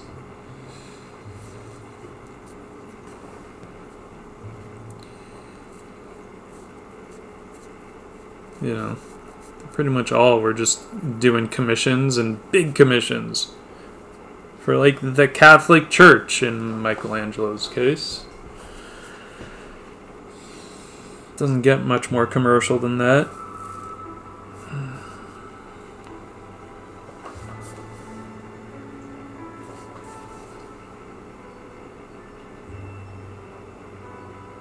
Trying to decide if I want to, you know, because sometimes I have to look at something and say, okay, I could define this or that a little more, but will that actually make it better?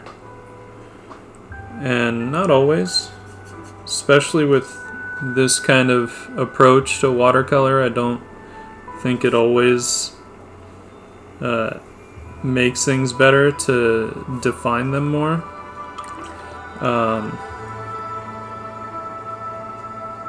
So sometimes what I might do instead is you know, just kind of play around with some color in areas. So rather than actually like detailing something out more, I'll just get some more interesting kind of color play happening that can sort of serve the same purpose, right? I want to reserve my details for more specific areas.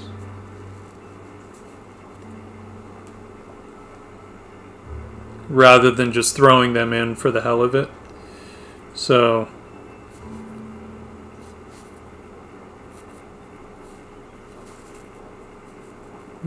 and I'm thinking specifically about her hands. I don't really want to detail them out more.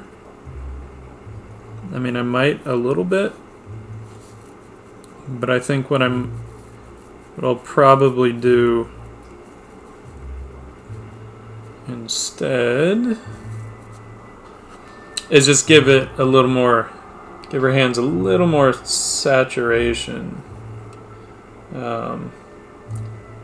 so that we can feel like that light is coming through her hands a little more.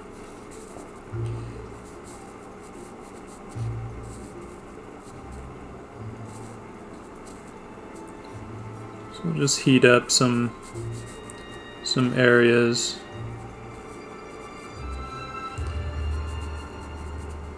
And when that dries, I'll probably just come in and blend it back a little bit, but we'll see how it dries. And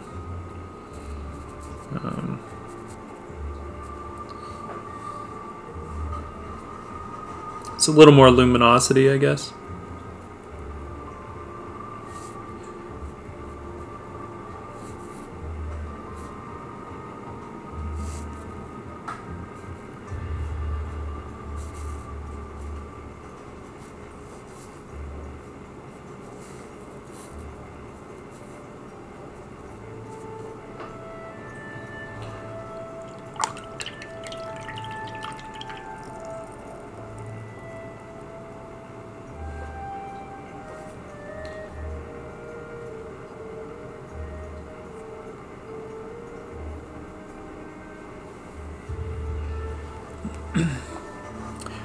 Yeah, man, that's a tough one when your kind of circle of friends are not artists. I ran into that after I graduated from animation school, and I moved back home, and yeah, none of my friends were artists, and it was really tough to like kind of stay inspired. And honestly, the internet is what got me through that. It's back in the earlier art forum days. And just being able to kind of get into this stuff with some like-minded people was huge.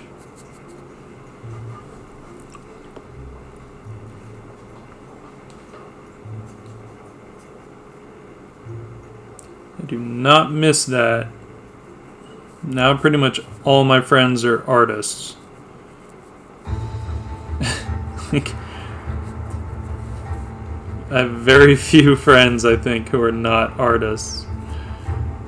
In some way. You know, they're all creative, I should say. And they are. I mean, whatever. They're artists.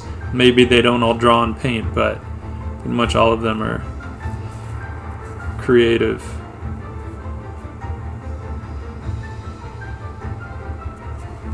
Alright.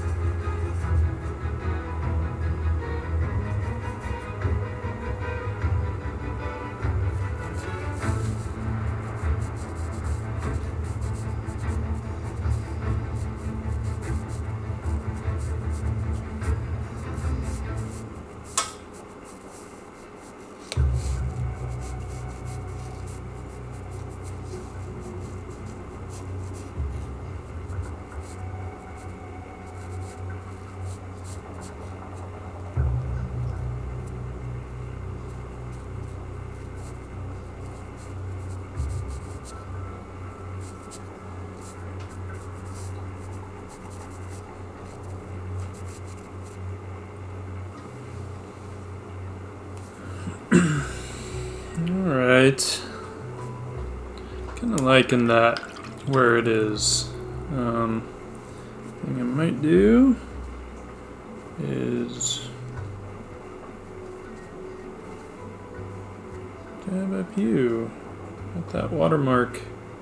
Although that might be a little little distracting. It's so close to the eyes. Not what we want. But what I will do, especially like an area maybe where I have more gouache, I actually like to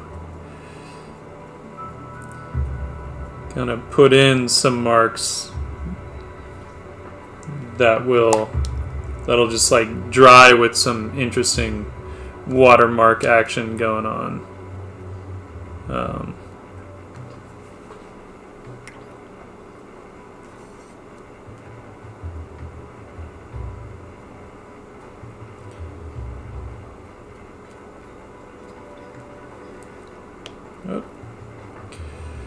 So better put some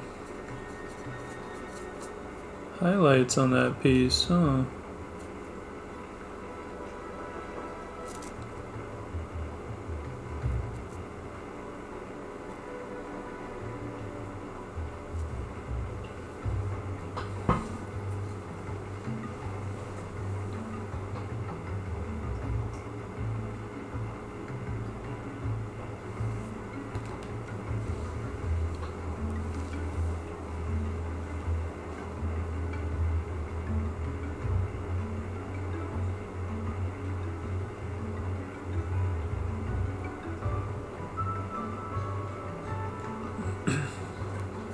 Yes, I will. I will port it over to YouTube.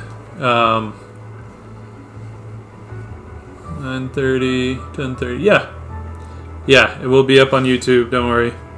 I was just checking the time because I think there's like a 3-hour limit or something if you want to port over to YouTube. But it looks like it's only been just over 2 hours. Right? Yeah. I can do math. Yay me. Artist for the win.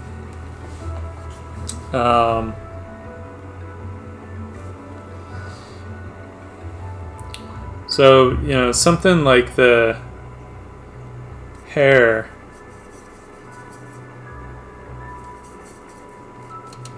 Where I have this kind of big area. Might just want to create a little bit of kind of added interest. Not too crazy, but enough to where it doesn't, I don't know, it was looking just a little boring to me. I don't need it to do too much, but a little bit of something to look at maybe.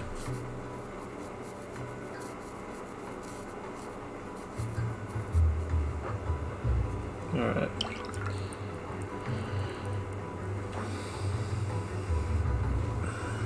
Now the only other thing, so oftentimes at the end, one of the things I like to do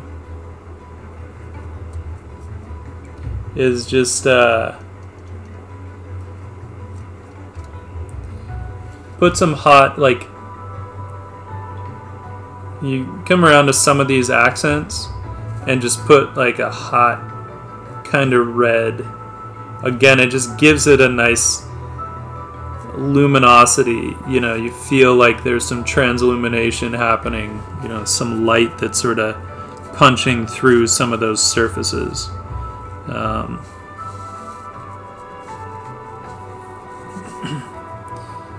So it helps to kind of play that up a little bit. Normally I would do it in the ears, but I'm not really dealing with another light source that's coming from the back, so I'm not actually going to do that this time.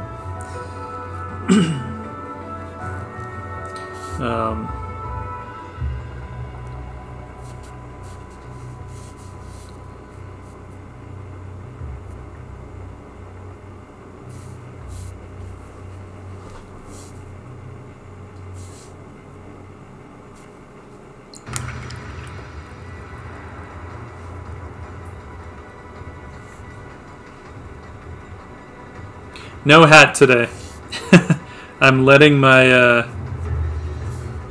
scalp breathe. I go through phases.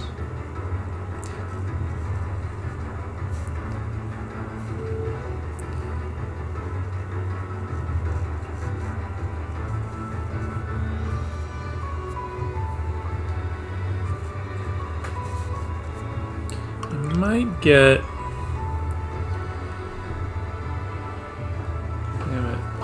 I'm not sure where I put my other little gouache tubes.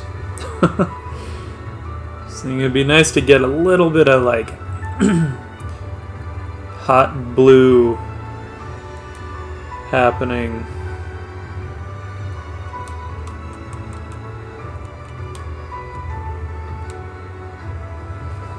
So let's see if this will do it.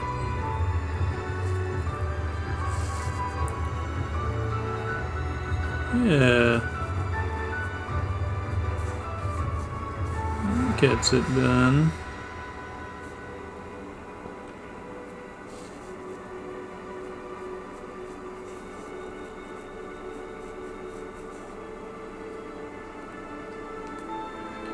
Just to reinforce some of the cool light that's happening.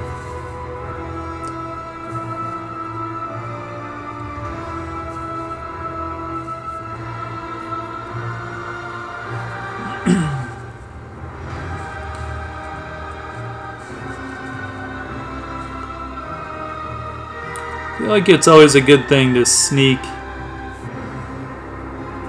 like some of that light source color into sort of the edges of the shadows and the midtones and edges of the cast shadows and stuff. It just kind of feel like it helps sort of reinforce the color of the light.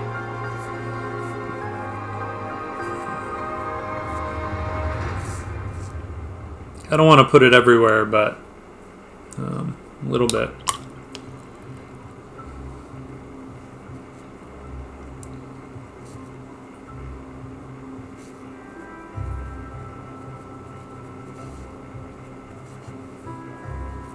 Also don't want it to be too spotty. All right. I think before I decide to keep going and mess it up to the point where I have to fix it again, I might call it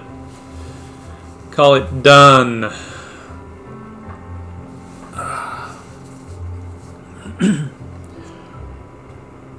Yeah, since, you know, it's mostly just a sketch, I'm not trying to like do something really finished. I feel like that's in a pretty good place. Some of this stuff isn't dry yet.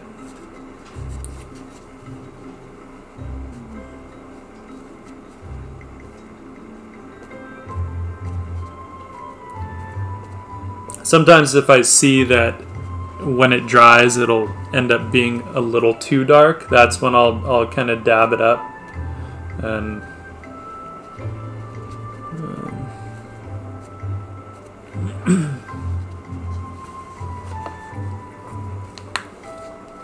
okay. Here, let's get a little closer on her.